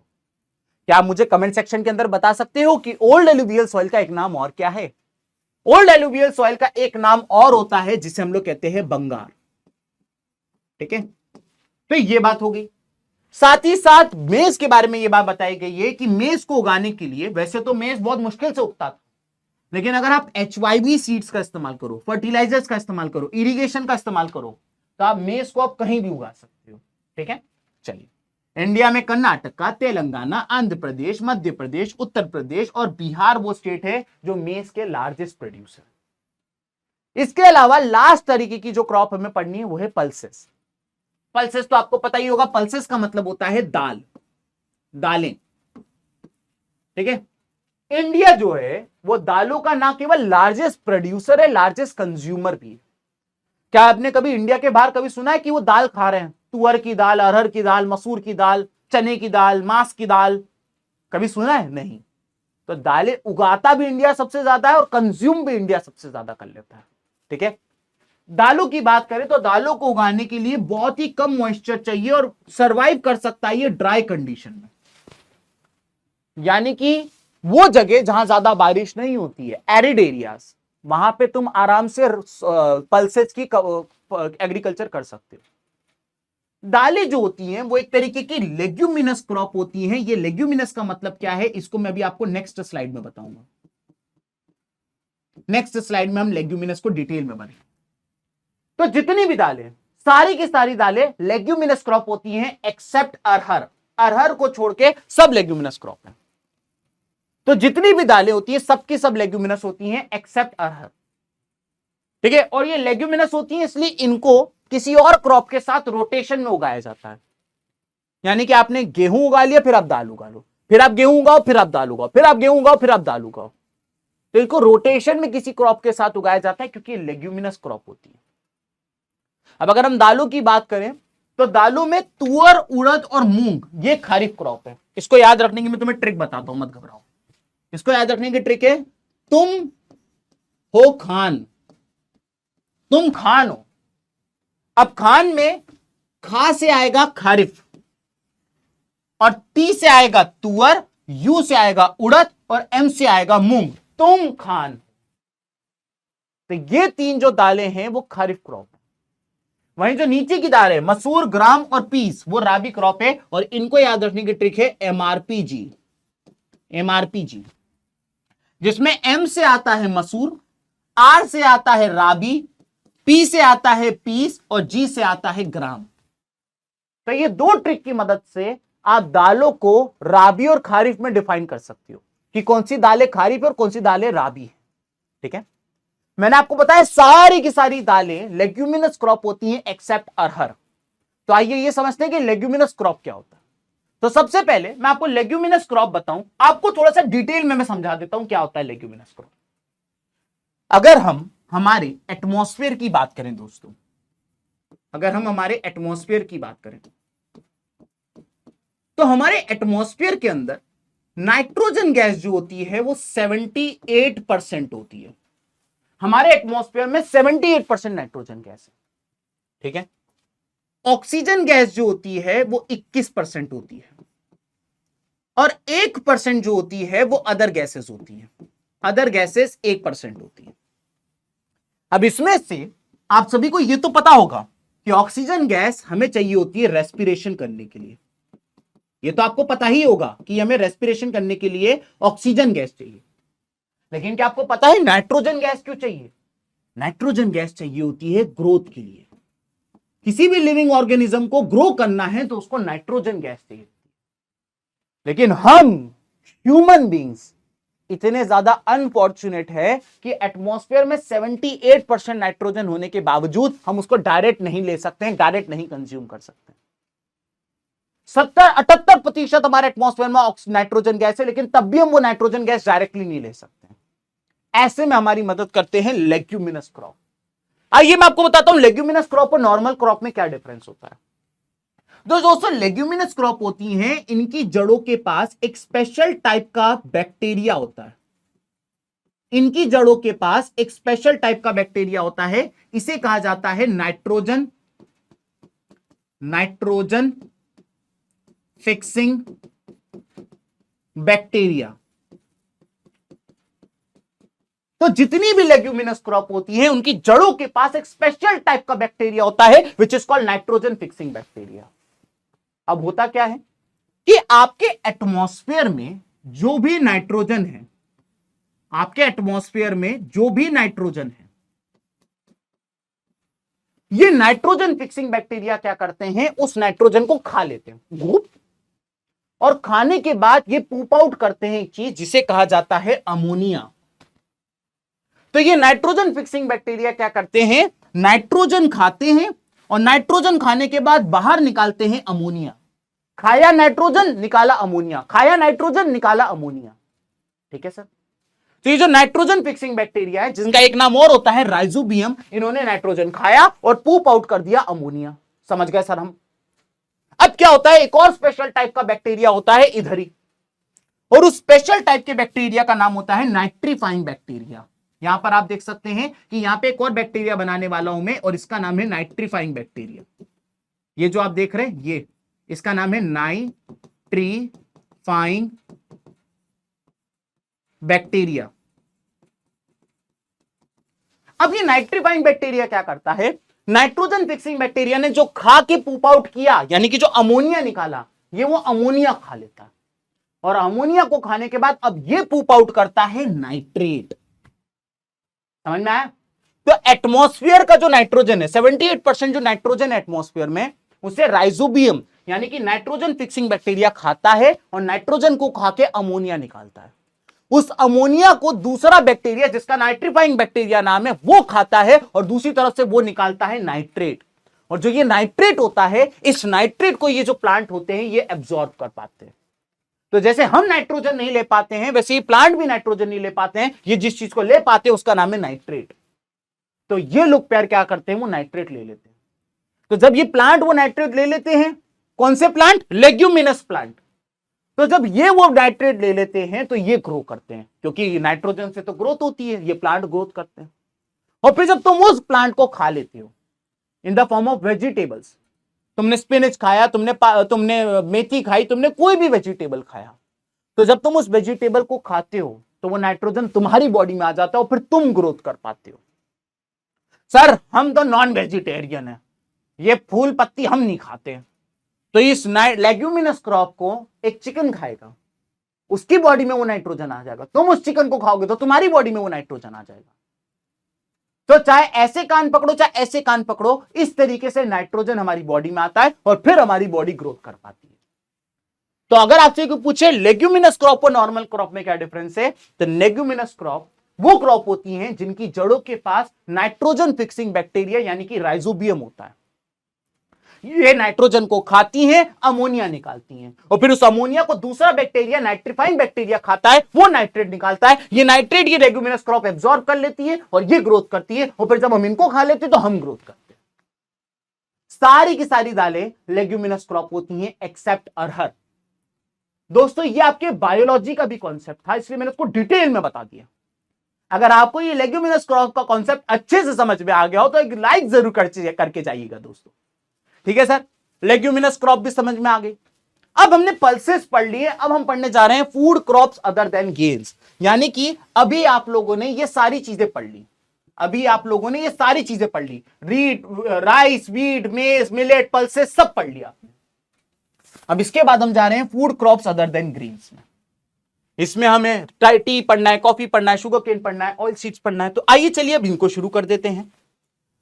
तो सबसे पहले food crop other than grain में सबसे पहले सिखाया जा रहा है शुगर केन के बारे में। गन्ना कह रहा है गन्ने को आप ट्रॉपिकल और सब ट्रॉपिकल रीजन में उगाते हो। सर इसका क्या मतलब है, आइए मैं बताता हूं। ये है हमारी धरती, धरती मेरी मां है, ये हमारी धरती है। धरती की अगर हम बात करें तो धरती के बीचों बीच से एक लाइन जाती है जिसे कहते हैं इक्वेटर। हां सर ये तो पता था। ऊपर से एक लाइन जाती है जिसे हम कहते हैं ट्रॉपिक ऑफ कैंसर, सर ये भी पता था। नीचे से एक लाइन जाती है जिसे कहते हैं ट्रॉपिक ऑफ कैप्रिकॉर्न, सर ये भी पता था। उसके ऊपर से एक लाइन जाती है जिसे कहते हैं आर्कटिक सर्कल और सबसे नीचे से एक लाइन जाती है जिसे हम कहते हैं एंटार्क्टिक सर्कल। ठीक है सर, ये सब तो हमें पता था। ये 0 डिग्री वाली है इक्वेटर, ठीक है। यहां पे आता है नॉर्थ पोल, यहां पे आता है साउथ पोल। 23.5 डिग्री नॉर्थ पे आता है tropic of cancer, 23.5 degree south पे आता है tropic of Capricorn, 66.5 degree north पे आता है आर्कटिक सर्कल, 66.5 डिग्री साउथ पे आता है एंटार्क्टिक सर्कल। ठीक है, तो सबसे पहले मैं आपको यह बताना चाहता हूं, सबसे पहले समझिएगा, ट्रॉपिक ऑफ कैंसर से ट्रॉपिक ऑफ कैप्रिकॉर्न के बीच का जो ये वाला इलाका होता है, यानी 23.5 डिग्री नॉर्थ से 23.5 डिग्री साउथ के बीच का जो ये वाला इलाका होता है, इस वाले इलाके को कहा जाता है ट्रॉपिकल जोन। ट्रॉपिकल जोन, ठीक है साहब। इसके बाद अगर हम बात करें तो 23.5 डिग्री से लेकर थोड़ा सा ऊपर तक, यानी कि यहां तक 35 डिग्री नॉर्थ तक, और 23.5 डिग्री साउथ से यहां तक, यानी कि नीचे भी 35 डिग्री साउथ तक, ये वाला जो इलाका होता है इसे कहा जाता है सब ट्रॉपिकल जोन। तो अगर तुमसे कोई पूछे सब ट्रॉपिकल जोन क्या होता है, तो सब ट्रॉपिकल जोन में तुमको यह बताना है कि 23.5 डिग्री से लेकर 35 डिग्री इन बोथ हेमिस्फीयर, दोनों हेमिस्फीयर में जो ये वाला इलाका होता है और ये वाला इलाका होता है उसे सब ट्रॉपिकल जोन कहते हैं। इस वाले को कहा जाता है सब ट्रॉपिकल जोन। तो गन्ने को इस पूरे इलाके में उगाया जा सकता है, यानी कि ट्रॉपिकल में भी उगा सकते हो, सब ट्रॉपिकल में भी उगा सकते हो। अब मैं चाहता तो मैं सब ट्रॉपिकल बस पढ़ा के छोड़ देता, लेकिन मेरा यह जमीर नहीं मानता, इसलिए मैंने तुम्हें एग्जैक्ट बताया कि कौन सा सब ट्रॉपिकल होता है, कौन सा ट्रॉपिकल होता है। गन्ने को उगाने की बात करें तो गन्ने को उगाने के लिए टेम्परेचर जो चाहिए रहता है वो 21 से 27 डिग्री सेल्सियस चाहिए रहता है, कोई खास बात नहीं है। रेनफॉल की बात करें तो 75 से 100 सेंटीमीटर की रेनफॉल चाहिए, लगभग चावल जितनी रेनफॉल चाहिए। साथ ही साथ इसको उगाने के लिए एलुवियल सॉइल और ब्लैक सॉइल बेस्ट है। अगर हम बात करें, India is the second largest producer है गन्ने का, लेकिन इस बार हम चाइना से पीछे नहीं है दोस्तों, पहली बार हम ब्राजील से पीछे होने वाले हैं, यानी फर्स्ट तो दोस्त यहां भी नहीं आए हम लोग, ठीक है। तो अगर आप गन्ने की बात करें तो गन्ना India is the second largest producer just after Brazil. अब अगर आप बोल रहे हैं कि सर गन्ना काहे उगा रहे हो यार, कैसे आदमी हो, गन्ना काहे उगा रहे हो, तो मैं तुमको एक चीज बताना चाहता हूं, ये तो बहुत ही गंदा कलर है, मैं तुमको ये वाला नहीं, ये भी नहीं चेक करूंगा, मैं कोई एक्सपेरिमेंट नहीं करने वाला हूं। अगर आप यूजेस ऑफ शुगर केन की बात करें, यानी कि गन्ने के क्या क्या इस्तेमाल होते हैं, तो सबसे पहला इस्तेमाल तो है कि गन्ना जो होता है वो शुगर उगाने के लिए काम आता है, ठीक है, शुगर बनाने के लिए काम आता है। भाई सिंपल सी बात है कि शुगर केन से, मैं आप लोग को यहां पे दूसरे कलर से बना के दिखाता हूं कि शुगर केन से आप शुगर बनाते हो, लेकिन इस बात को ध्यान रहे कि शुगर इंडस्ट्री जो होती है वहां करी जानी चाहिए जहां पे बहुत बारिश हो, क्योंकि ऐसा माना जाता है कि 1 किलो शुगर उगाने के लिए लगभग 2500 लीटर का पानी लगता है। तो इस बात का ध्यान रहे कि जहां पानी हो वहां शुगर केन उगाओ, और यही गलती कर रहे हैं महाराष्ट्र के मराठवाड़ के लोग। अगर आप महाराष्ट्र के मराठवाड़ साइड चले जाएं तो वहां पे कई सारी शुगर इंडस्ट्रीज खुल गई हैं, जबकि ये एक ड्रॉट प्रोन एरिया है, यानी कि यहां पे बहुत सूखा पड़ता है। उसके बावजूद यहां के जो लोग हैं वो लोग दोस्तों शुगर इंडस्ट्री में घुस गए, बस बोरवेल की मदद लगा दी है, नीचे ट्यूबवेल लगवा दिए, पानी निकाले जा रहे हैं, उसका इस्तेमाल कर रहे हैं, जिसके कारण लगातार ग्राउंड वाटर लेवल वहां का कम होता जा रहा है। इसके अलावा अगर आप शुगर की बात करें तो शुगर को दूसरा रीजन है शुगर उगाने का, और वो रीजन है कि आप शुगर केन से इथेनॉल बना सकते हो। आप लोगों ने केमिस्ट्री में इथेनॉल के बारे में पढ़ा होगा। Ethanol is also known as ethyl alcohol. क्या मुझे कोई कमेंट सेक्शन में बता सकता है what is the formula of ethanol और इथाइल अल्कोहल? जब तक आप कमेंट सेक्शन में ये लिख रहे हो मैं आपको बता देता हूं what is the use of ethanol. ये जो इथेनॉल है, इस इथेनॉल का इस्तेमाल हम लोग करते हैं दोस्तों 2 जगह। एक तो इस इथेनॉल का इस्तेमाल होता है सैनिटाइजर बनाने के लिए, और दूसरा इस इथेनॉल का इस्तेमाल होता है पेट्रोल में ब्लेंडिंग करने के लिए। आजकल आपको पता होगा कि हम लोग प्योर पेट्रोल नहीं बेच रहे हैं, E20 पेट्रोल बेच रहे हैं, जिसमें 80% पेट्रोल होता है और 20% इथेनॉल होता है। पहले हमें 100% जब हम पेट्रोल डालते थे तो हमें इतना सारा पेट्रोल चाहिए रहता था, हमें बाहर से मंगाना पड़ता था, लेकिन अब हम पेट्रोल में शुगर के इथेनॉल मिला देते हैं तो हमें 80% पेट्रोल पे 20% इथेनॉल मिला देते तो हमें कम पेट्रोल की जरूरत पड़ती। और एक लास्ट में जो आप लोगों को बताना चाहता हूं वो है बैगीज। स्पेलिंग अगर गलत हो तो मुझे माफ करिए दोस्तों। बैगीज की अगर हम बात करें तो बैगीज एक ऐसी चीज है जिससे आज की तारीख में कार्डबोर्ड बनाया जाता है और इसके अलावा डिस्पोजेबल प्लेट्स बनाई जाती हैं।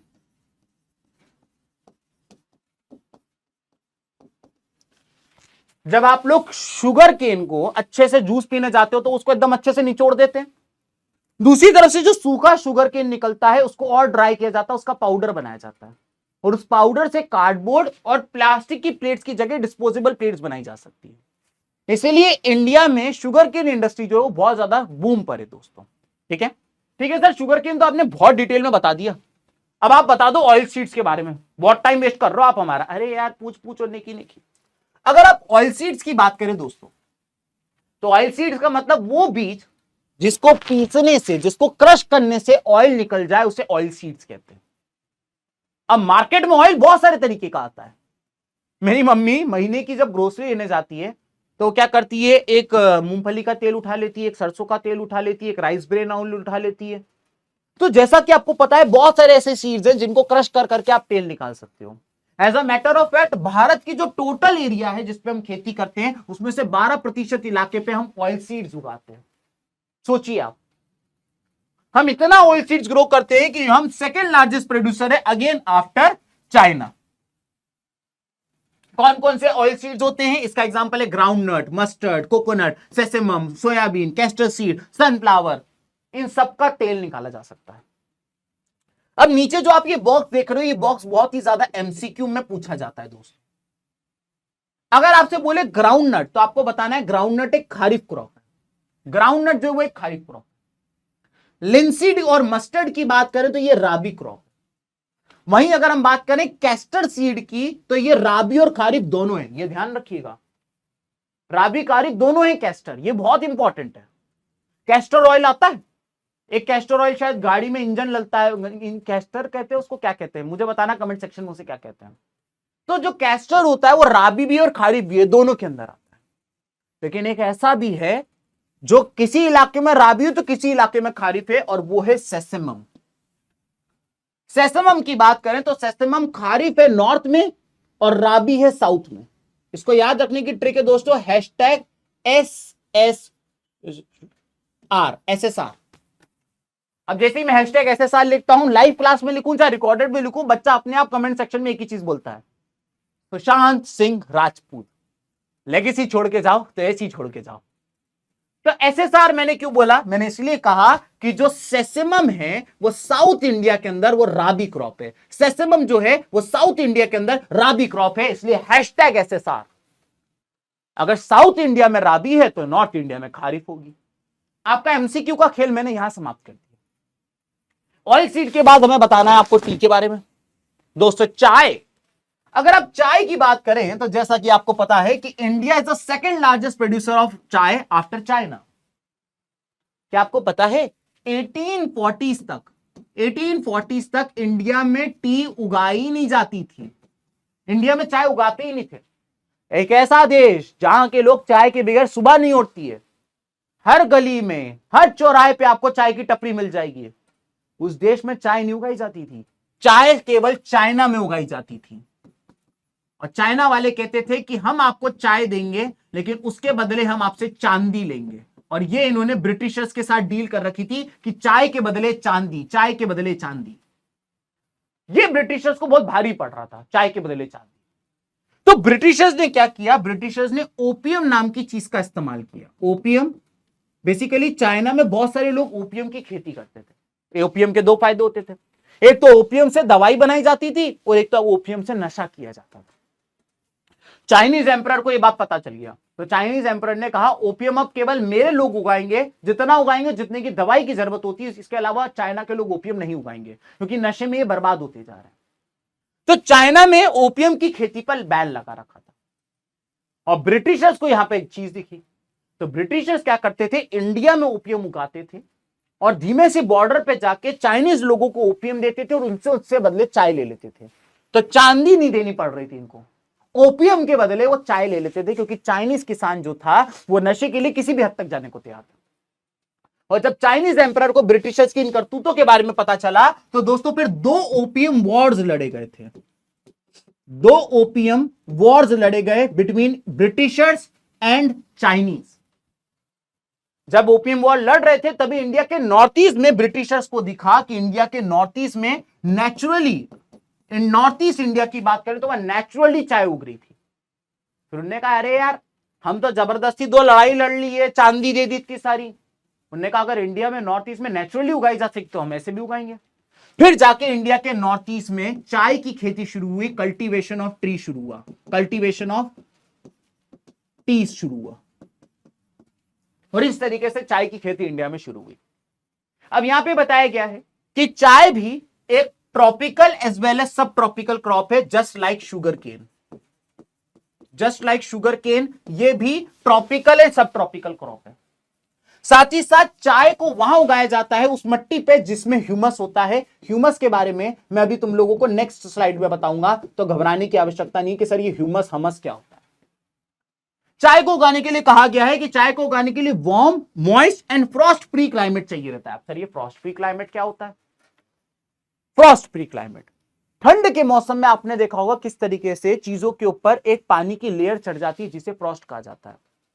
अभी मैं रात हो रही है, मैं देखना अपनी गाड़ी निकालूंगा, गाड़ी की जो सीट होती है पूरी गीली हो रखी होती है, तो जो पानी की बूंदें जमी होती है ना घास के ऊपर, गाड़ी के ऊपर, उसे फ्रॉस्ट कहा जाता है।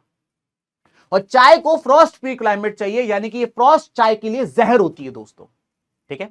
लेकिन एक बात ध्यान रखिएगा कि चाय को उगाने के लिए अगर फ्रीक्वेंट शावर्स मिल जाएं तो ये सोने पर सुहागा हो जाता है, इससे चाय बहुत अच्छी उगती है दोस्तों, ठीक है साहब। चाय उगा दी आपने, आपने ह्यूमस के बारे में नहीं बताया, आप ह्यूमस के बारे में कुछ बता रहे थे, मैं बताता हूं। जो मिट्टी की टॉप की लेयर होती है जो डार्क ब्राउन कलर की होती है, the topmost layer of the soil which is dark brown in colour, उसे ह्यूमस कहा जाता है। जब पेड़ की पत्तियां टहनियां टूट के गिर जाती हैं और समय के साथ वो डिकम्पोज हो जाती हैं, या फिर एनिमल्स और ह्यूमन बींग्स मर के और उनकी बॉडी जब डिकम्पोज हो जाती है, तो ये सारी लिविंग थिंग्स मरने के बाद जब डिकम्पोज हो जाती है तो मिट्टी पे टॉप की एक लेयर बनती है डार्क ब्राउन कलर की, और उसी को ह्यूमस या हमस कहा जाता है। ये इतना अच्छी होती है क्योंकि इससे सॉइल की फर्टिलिटी बढ़ जाती है, तो जितना ज्यादा ह्यूमस होगा उतनी ज्यादा सॉइल की फर्टिलिटी होगी दोस्तों। क्लियर हो गया? अब सर आपने ह्यूमस पढ़ा दिया, एक और क्रॉप बच गई है चौथे नंबर की, वो है कॉफी। हो जाए सर आज कॉफी भी हो जाए। जैसे चाय इंडिया में नहीं उगाई जाती थी वैसे कॉफी भी इंडिया में नहीं उगाई जाती थी। अगर आप इंडिया का मैप ध्यान से देखें तो यहां पर आप ये पाएंगे कि इस तरीके का एक आपके सामने मैंने मैप बना दिया। यहां पे है इंडिया, यहां पे है पाकिस्तान, पाकिस्तान के बाद आता है ईरान, ईरान के बाद आता है इराक। यहां पर आपको एक पेनिनसुला देखने को मिलेगा, इसे कहा जाता है अरेबियन पेनिनसुला, अरेबियन पेनिनसुला। यहां पे आपको बड़े सारे देश देखने को मिलेंगे, Saudi Arabia, Qatar, Oman, UAE, ये सारे देश यहां पे देखने को मिलेंगे। लेकिन किंतु परंतु यहां पर एक देश है सबसे नीचे जिसका नाम है येमेन, और येमेन से सबसे पहले इंडिया में कॉफी आई थी, और इंडिया के स्टेट कर्नाटका के अंदर आई थी सबसे पहले कॉफी। तो कर्नाटका का बाबा बुडान हिल्स जो है यहां पे सबसे पहले कॉफी आई थी और येमेन से आई थी, और ये जो कॉफी येमेन से आई थी जो कि अरेबिया का है, इसलिए हमारे वहां अरेबिका वैरायटी की कॉफी होती है दोस्तों, ठीक है। कॉफी को उगाने के लिए बारिश जो चाहिए वो 125 से 250 सेंटीमीटर चाहिए, जो अभी तक की हाईएस्ट बताई है मैंने, इतनी बारिश चाहिए रहती है इसको, कॉफी को, ठीक है सर। अब हम लोग आ जाते हैं हॉर्टिकल्चर पे, और हॉर्टिकल्चर की अगर आप बात करें दोस्तों तो 2 मार्क्स की डेफिनेशन की अगर हम बात करें तो 2 मार्क्स की डेफिनेशन आप लोगों को हॉर्टिकल्चर में पूछी जाती है। Sir what is horticulture?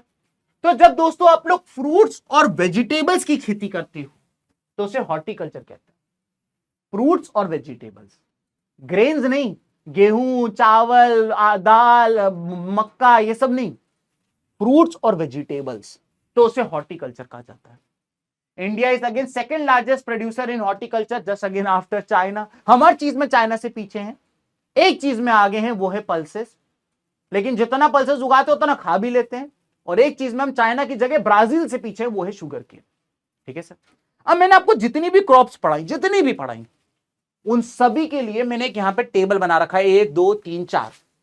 ये टेबल का आप चाहें तो प्रिंट आउट निकाल लीजिए। तो इसमें क्या होगा, आपको क्रॉप का नाम, किस तरीके की क्रॉप है, इंडिया की रैंक क्या है, कौन सा सीजन चाहिए, कौन सी सॉइल चाहिए, कितना टेम्परेचर चाहिए, कितनी रेनफॉल चाहिए, कौन से रीजन में ग्रो किया जाता है, वो मैंने समराइज करके 4 पेज में दे रखा है। ये रहे आपके सामने 1 2 3 4। आप इसको बाद में यहां से रिवाइज कर सकते हैं। अब इस चैप्टर की बात करें तो इस चैप्टर से आप लोग को मैप आता है, और मैप में वो आपसे बोलता है कि ये सारी चीजें जो इंडिया में लार्जेस्ट प्रोड्यूसर स्टेट है उनको इसमें प्लॉट करके दिखा दीजिए। सबसे पहले सबसे इंपॉर्टेंट भी है वो राइस और व्हीट है, ये सबसे इंपॉर्टेंट है। तो आइए सबसे पहले हम लोग बात करते हैं चावल की। भाई जब मैं छोटा था ना, तुम्हारे जितना बड़ा, तो मुझसे ना मैप याद नहीं होते थे, और मैंने क्या किया, मैंने ट्रिक्स बनाई। मेरे टीचर ने कहा राइस और व्हीट का पूछता ही पूछता है, तो मैंने इंडिया के वो स्टेट प्लॉट किए जिसमें राइस भी आए और व्हीट भी आए कॉमन। तो मुझे पता चला कि सबसे पहले ये जो आप स्टेट देख रहे हैं जिसका नाम है पंजाब। पंजाब एक ऐसा स्टेट है जहां पे चावल भी उगाया जाता है और गेहूं भी उगाया जाता है। इसके अलावा मैंने देखा ये वाला जो स्टेट आप देख रहे हैं जिसका नाम है उत्तर प्रदेश, इसमें भी दोनों चीजें उगाई जाती हैं। फिर ये वाला जो आप स्टेट देख रहे हैं जिसका नाम है बिहार, इसमें भी दोनों चीजें उगाई जाती हैं। और फिर ये वाला स्टेट आप जो देख रहे हैं इसका नाम है वेस्ट बंगाल, वेस्ट बंगाल के अंदर भी दोनों चीजें उगाई जाती हैं। तो अगर आप भी मेरी तरह हैं और आप भी बार बार एग्जाम में भूल जाते हैं कि सर कौन कौन से स्टेट से, हम तो भूल गए। तो ये 4 स्टेट्स याद करके चले जाइए, पंजाब, उत्तर प्रदेश, बिहार और वेस्ट बंगाल। यहां पे चारों स्टेट में राइस भी उगता है और वीट भी उगता है। अब हम बात कर रहे थे दोस्तों वीट की, गेहूं की बात कर रहे हैं। तो गेहूं में आपको क्या करना है, ये वाले सारे स्टेट्स आपको गेहूं में प्लॉट करके आने। जैसा कि आप देख सकते हैं वहां पे उत्तर प्रदेश है, मैं ऑलरेडी प्लॉट कर चुका हूं। मध्य प्रदेश यानी कि ये वाला स्टेट एमपी। इसके अलावा पंजाब में ऑलरेडी प्लॉट कर चुका हूं। हरियाणा यानी कि ये वाला स्टेट। इसके अलावा राजस्थान यानी कि ये वाला स्टेट। बिहार यानी कि मैं पहले से प्लॉट कर चुका हूं। गुजरात यानी कि ये वाला स्टेट। महाराष्ट्र यानी कि ये वाला स्टेट। उत्तराखंड यानी कि ये वाला स्टेट। और वेस्ट बंगाल में पहले से प्लॉट कर रखा हूं।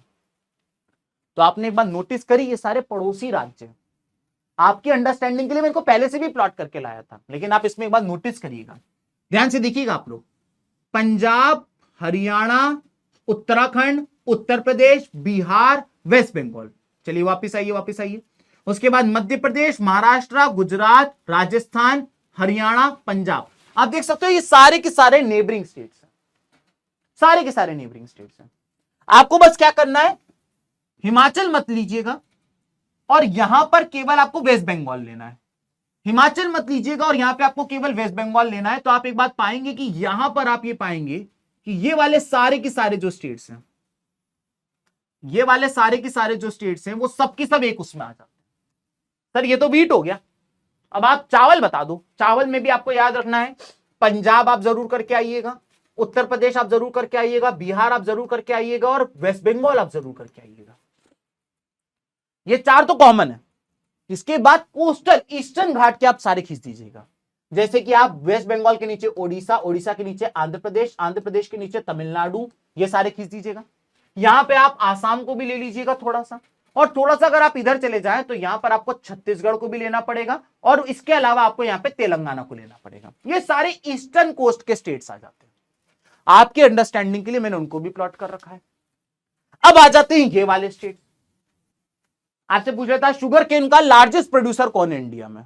भाई साहब जूट का लार्जेस्ट प्रोड्यूसर कौन है इंडिया में, इसको याद रखने की मैंने ट्रिक बताई है। मैं आपकी जिंदगी के 40 सेकंड लूंगा और मैं ऐसी ट्रिक सिखा दूंगा कि जिंदगी भर याद रखोगे। लेकिन यह बात ध्यान रहे कि इसमें प्योर ह्यूमर है। यहां पे किसी भी राज्य को, किसी भी स्टेट को डिफेम करने की या किसी तरीके से डिसरिस्पेक्ट करने की मेरी कोई भी इंटेंशन नहीं है। यह सिर्फ एक ट्रिक है, अगर आपको अच्छी लगे तो आप भी इस्तेमाल कर सकते हो। ठीक है, तो चलो इसी नोट पे शुरुआत कर देते हैं। भाई मैं अभी इससे पहले बेंगलोर में था, मैं आया तो मुझे बताया कि उत्तर प्रदेश के लोगों से डर के रहना। मैंने कहा क्यों, बोले वो शुगर के गन्ने से मारते हैं। तब पता चला कि Uttar Pradesh is the largest producer of sugarcane, गन्ने से मारते हैं। अब चाय, दुनिया के लोग जानते हैं कि चाय की बात करें तो चाय तो सबसे ज्यादा आसाम में उगाई जाती है, तो चाय की तो कोई ट्रिक करने की जरूरत ही नहीं है। अब मैं जो था, मैं एक चाय पर्सन हूं, दिन में मुझे 5 चाय चाहिए। लेकिन जब पिछले साल मैं कर्नाटका गया तो वहां मुझे चाय नहीं मिलती थी, सिर्फ कॉफी कॉफी मिलती थी। बोले लो फिल्टर कॉफी, लो फिल्टर कॉफी, लो फिल्टर कॉफी। मैंने पूछा क्यों, तो उन्होंने कहा Karnataka is the largest producer of coffee, इसलिए तुम पियोगे सिर्फ और सिर्फ फिल्टर कॉफी। तीसरे नंबर पे आ जाता है कॉफी का लार्जेस्ट प्रोड्यूसर कर्नाटका। फिर मैं क्या गया, मैंने देखा एक दिन छुट्टी पे मैं केरला गया, तो मैंने देखा वहां के लोग लुंगी के नीचे रबड़ की चप्पल पहन पहन के घूम रहे हैं। तब मुझे पता चला Kerala is the largest producer of rubber. फिर मैं महाराष्ट्र गया, मैंने कहा भाऊ वड़ा पाव देना, भाऊ ने नहीं सुना। मैंने कहा भाऊ वड़ा पाव देना, भाऊ ने नहीं सुना। तब पता चला उन्होंने कान में कॉटन लगा रखी थी, because Maharashtra is the largest producer of cotton in India. फिर मैं गया वेस्ट बंगाल, मैंने देखा वहां पे जूट का बोरा बिछा के रसगुल्ला बेचा जा रहा है, because West Bengal is the largest producer of jute in India. तो ये 6 राज्य, और उन 6 राज्य में कौन सी क्रॉप उगाई जाती है सबसे ज्यादा, वो मैंने आप लोग को बता दी। ठीक है, मजा आया दोस्तों। अब हम लोग आ जाते हैं इसके बाद एक और होमवर्क क्वेश्चन के साथ, और वो ये कह रहा है कि बताइए कॉफी इंडिया में सबसे ज्यादा कहां उगाई जाती है। जस्ट अभी इससे पहले बताया है।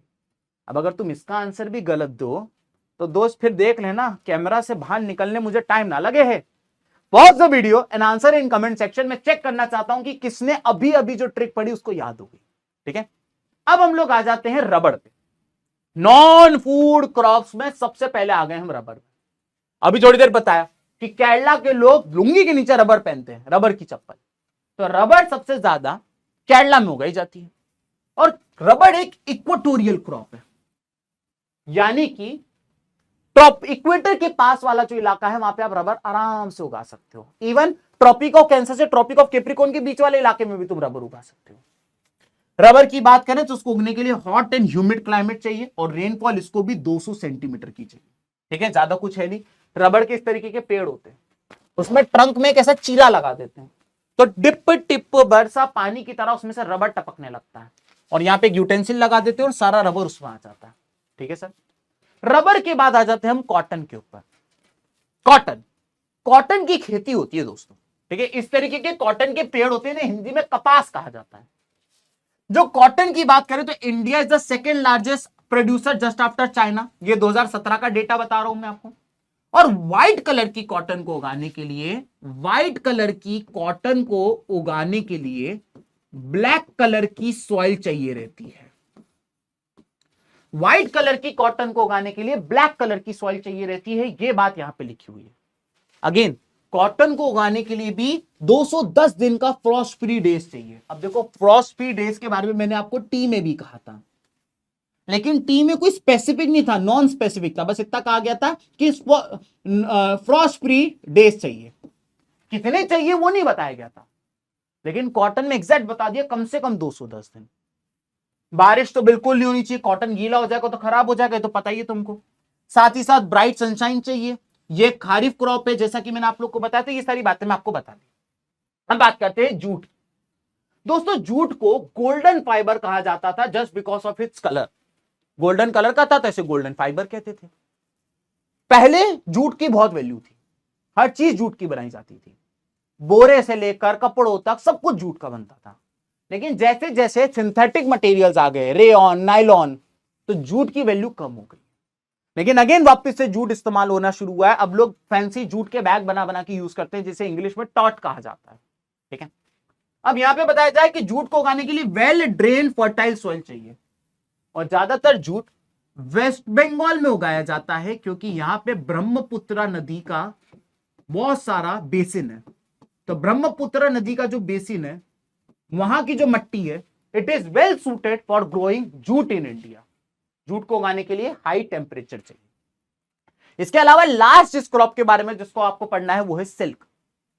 सिल्क कोई तरीके का उगाया नहीं जाता है, लेकिन दोस्तों मलबरी लीव्स को उगाया जाता है, और उन मलबरी लीव्स के ऊपर सिल्कवॉर्म्स को छोड़ दिया जाता है।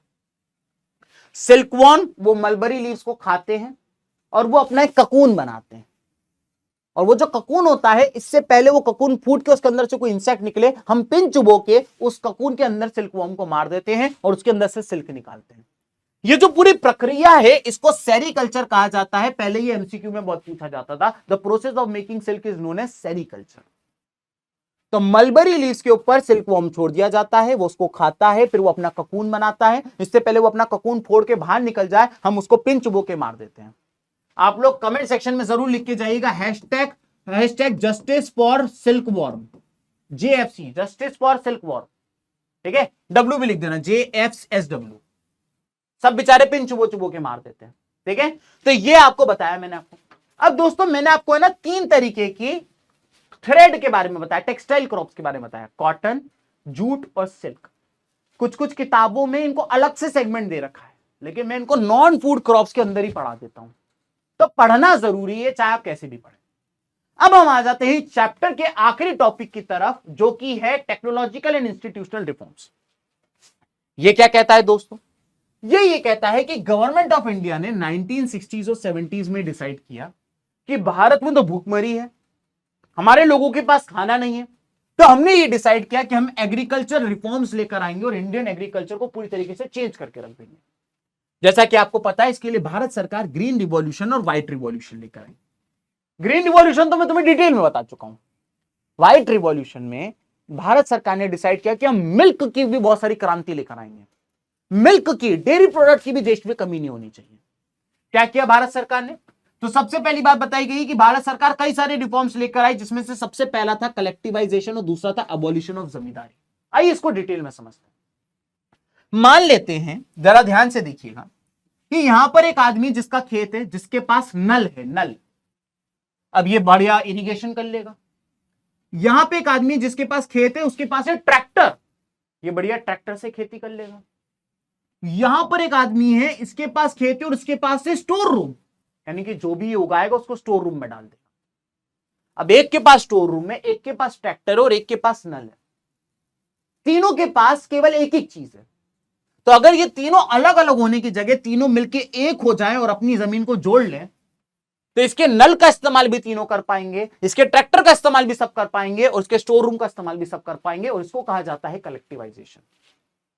ठीक है सर, कलेक्टिवाइजेशन तो हम समझ गए कि एक के पास नल था, एक के पास नल था, एक के पास स्टोर हाउस था, ठीक है, और एक के पास ट्रैक्टर था, तीनों मिल गए और फिर इनकी लाइफ मजाना होगी। This is collectivisation. तो यहां पर हो गया हमारा कलेक्टिवाइजेशन। ठीक है, अब हम बात करते हैं दोस्तों अगले नंबर पे जिसकी बात हम करने जा रहे हैं वो है जमींदारी सिस्टम। ये क्या कहता है कि ब्रिटिशर्स क्या करते थे, ब्रिटिशर्स चाहते थे कि इंडिया के लोगों से टैक्स वसूला। तो ये लोग क्या करते थे, जो इनके चमचे होते थे, जो इनकी हर बात मानते थे, इनके उठने कहने पे उठ जाते थे, इनके कहने पे बैठ जाते थे, ये लोग उनको जमींदार बना देते थे। ये लोग उनको जमींदार बना देते थे और जमींदारों को जमीन दे देते थे, इनको बड़ी बड़ी जमीन दे देते थे कि हमने तुमको जमीन दे दी, अब इस जमीन को तुम आगे जाके फार्मर को रेंट पे दे दो, फार्मर को ये जमीन तुम रेंट पे दे दो, फार्मर खेती करेगा, वो तुम्हें रेंट देगा और उसके साथ जो पैसा आएगा वो पैसा तुम हमको दे देना। और ये जो पूरा सिस्टम होता था, इस पूरे सिस्टम को कहा जाता था जमींदारी सिस्टम।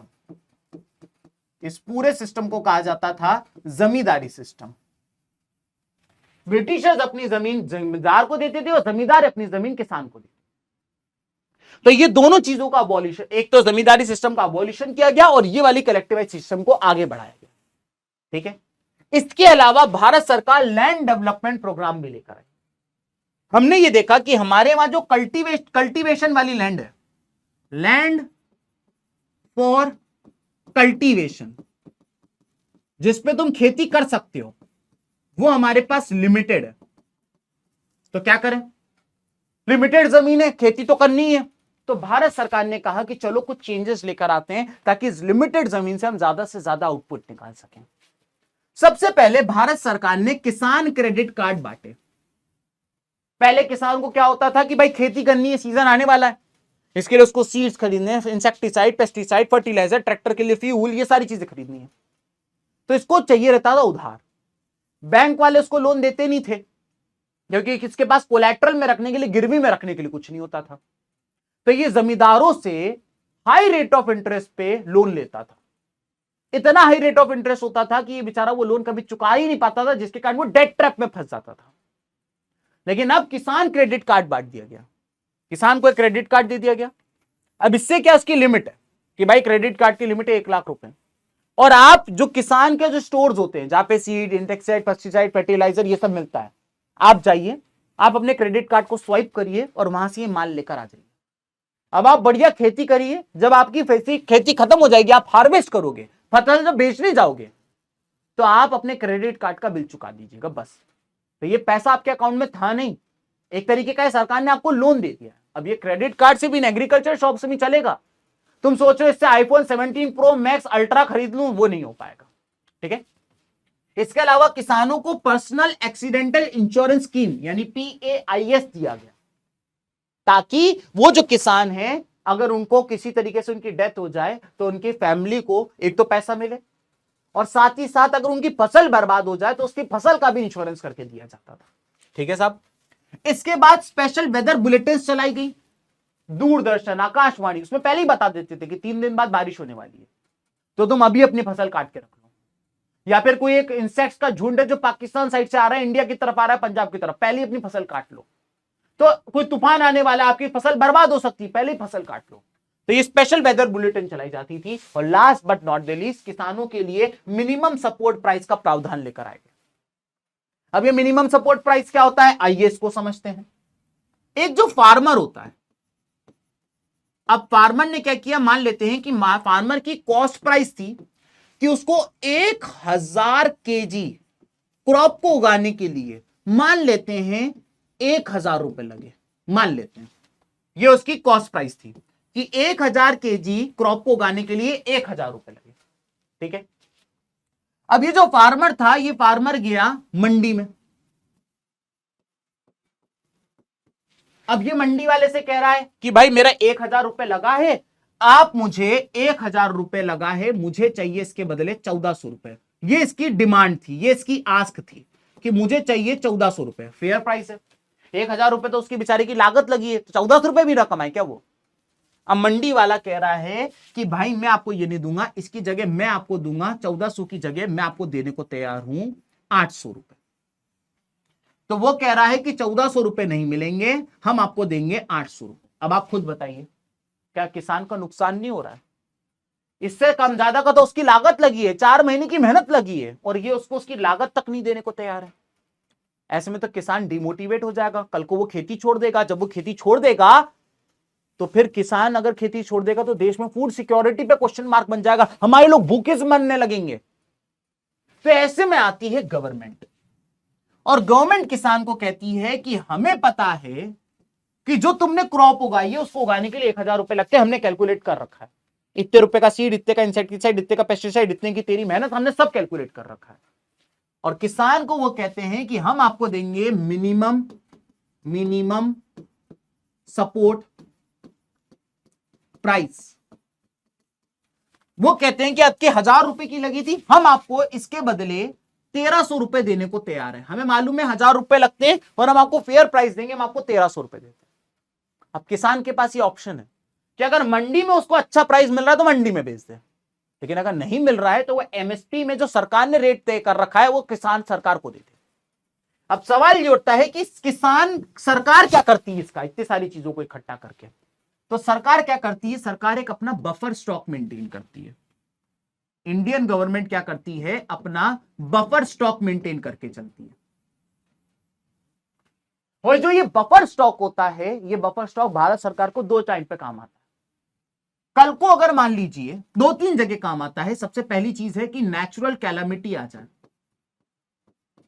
नेचुरल कैलामिटी यानी कि कोई डिजास्टर आ जाए, सूखा पड़ जाए, बाढ़ आ जाए, तूफान आ जाए, देश में खाने की फसल बर्बाद हो जाए, तो ये बफर स्टॉक से निकाल के लोगों का पेट भर सकते हैं। दूसरी चीज ये काम कर सकते हैं इसका, इन्फ्लेशन को कंट्रोल करने के लिए।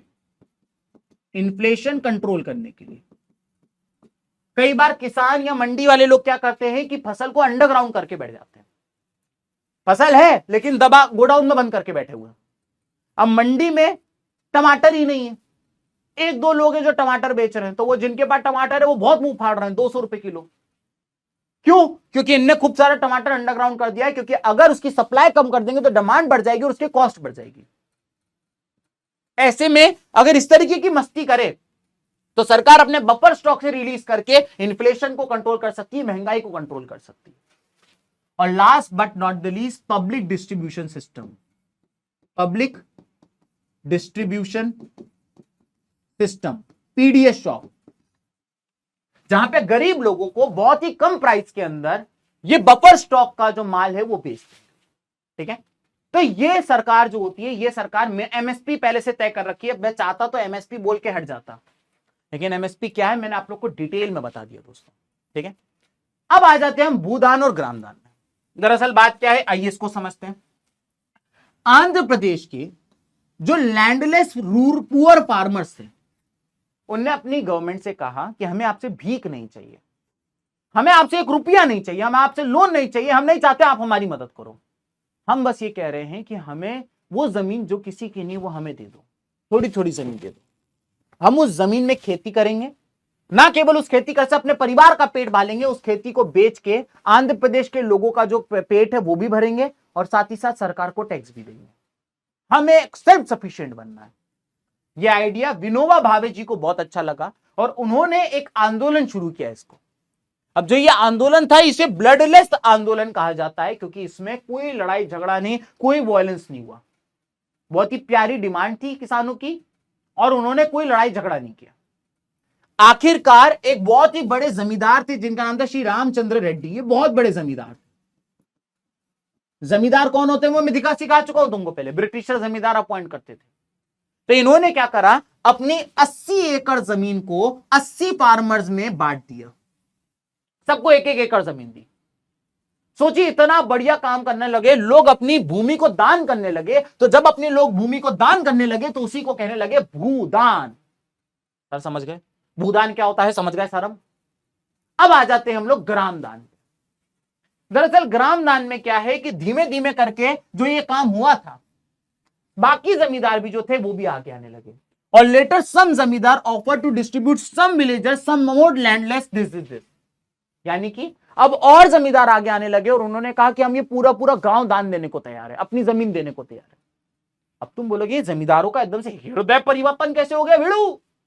दरअसल वहां पे एक फियर फैल गया था, सबको एक अफवाह फैला दी गई थी कि गवर्नमेंट लेकर आने वाली है लैंड सीलिंग एक्ट, जिसमें ये होने वाला है कि अगर आपके पास इतनी जमीन है तो आपके पास ठीक है, लेकिन अगर इससे ज्यादा जमीन है तो गवर्नमेंट आपसे छीन के गरीबों में बांट देगी। तो किसानों ने सोचा, जमींदारों ने सोचा कि इससे पहले सरकार हमसे जमीन खींच के बांट दे, हम ही बांट देते हैं, इससे हम कितने दानवीर करण हैं ये भी बहुत सारे लोगों को लगने लगेगा। अभी आपने देखा किस तरीके से श्री रामचंद्र रेड्डी को मैं एनसीईआरटी में पढ़ा रहा हूं, तो उसी तरीके से आगे जाके ये भी आओ एनसीईआरटी में आ जाए कहो। तो लोगों ने, जमींदारों ने इस एक्ट से डर के अपनी जमीनें बांटना शुरू कर दी और इसको कहा गया ग्रामदान। ठीक है, अब यहां पर एक क्वेश्चन है दोस्तों, पूरा चैप्टर हमारा समाप्त हो गया है। आइए एक दो क्वेश्चन की मदद से प्रैक्टिस कर लेते हैं कि समझ में आया कि नहीं आपको। पहला क्वेश्चन है, choose a correctly pair matched. Primitive subsistence farming में लार्ज पैच पे प्रैक्टिस करी जाती है क्या? बिल्कुल नहीं। इंटेंसिव सब्सिस्टेंस फार्मिंग जो होती है उसमें सिंगल क्रॉप का प्रोडक्शन होता है क्या? सिंगल क्रॉप का प्रोडक्शन प्लांटेशन में होता था, तो आयदे से तो ये भी नहीं होना चाहिए, इसको भी हटा देते हैं। कमर्शियल फार्मिंग में use of high doses of modern input, ये बात तो सही कह रहा है। और प्लांटेशन फार्मिंग जो है वो स्मॉल पैचेस पे होती थी क्या? नहीं, ये भी लार्ज पैचेस पे होती थी। तो कायदे से इसका सही जवाब सी होना चाहिए था। उसने कहा था करेक्टली पेयर मैच करो आप। एक और क्वेश्चन, 3-4 हिंट्स दे रखी हैं, आपको बताना है कौन सी क्रॉप की बात हो रही है। It is the staple food. अब अगर ये स्टेपल फूड की बात कर रहा है तो गेहूं भी हो सकता है, चावल भी हो सकता है, बाजरा भी हो सकता है। आगे कहता है India is the second largest producer of this crop. हम हर चीज में सेकेंड लार्जेस्ट है, तो ये तो किसी काम की नहीं। फिर ये कहता है कि ये खारिफ क्रॉप है, बात खत्म। खारिफ क्रॉप में तो फिर चावल आएगा। और इसने एक हिंट से और बता दिया कि इसको 100 सेंटीमीटर की बारिश चाहिए। इसका सही जवाब है डी, राइस। ठीक है, ये जो क्वेश्चन है ये आपका होमवर्क क्वेश्चन है, इसका जवाब मैं नहीं दूंगा, आपको अभी इसी वक्त वीडियो को पॉज करना है और कमेंट सेक्शन में इसका जवाब देना है। मैं देखना चाहता हूं कि पूरा चैप्टर पढ़ाने के बाद कितने बच्चों को यह क्वेश्चन पूरी तरीके से समझ में आ गया। तो यह आपका होमवर्क क्वेश्चन है। इसी के साथ दोस्तों 6 डे ज्योग्राफी चैलेंज का आप लोगों ने आज खत्म कर दिया है डे 4। अगर आपने इससे पहले के 1, 2, 3 चैप्टर्स नहीं पढ़े हैं तो इसी चैनल के अंदर वो सारे वन शॉट्स रखे हुए हैं। ना केवल आप उस वन शॉट्स को पढ़िए और अपने दोस्तों को भी इनके बारे में बताइए। अगर आपने आज डे 4 कंप्लीट कर दिया है तो नीचे कमेंट सेक्शन में जरूर लिख के जाइएगा डे 4 कंप्लीटेड। कल हम लोग डे 5 के अंदर एक नए चैप्टर के साथ मिलेंगे। चैप्टर का नाम है मिनरल एंड एनर्जी रिसोर्सेज। अगर आप लोग भी एक्साइटेड हैं तो कमेंट सेक्शन में अपना जोश बता के जरूर जाइएगा। आज के लिए दोस्तों केवल इतना ही। अगर आपको ये लेक्चर अच्छा लगा हो तो कमेंट सेक्शन के अंदर एक छोटा सा कमेंट छोड़ के जरूर जाइएगा, क्योंकि आपका एक कमेंट मेरा दिन बना देता है। टिल नेक्स्ट टाइम बच्चों, बाय बाय, टेक केयर।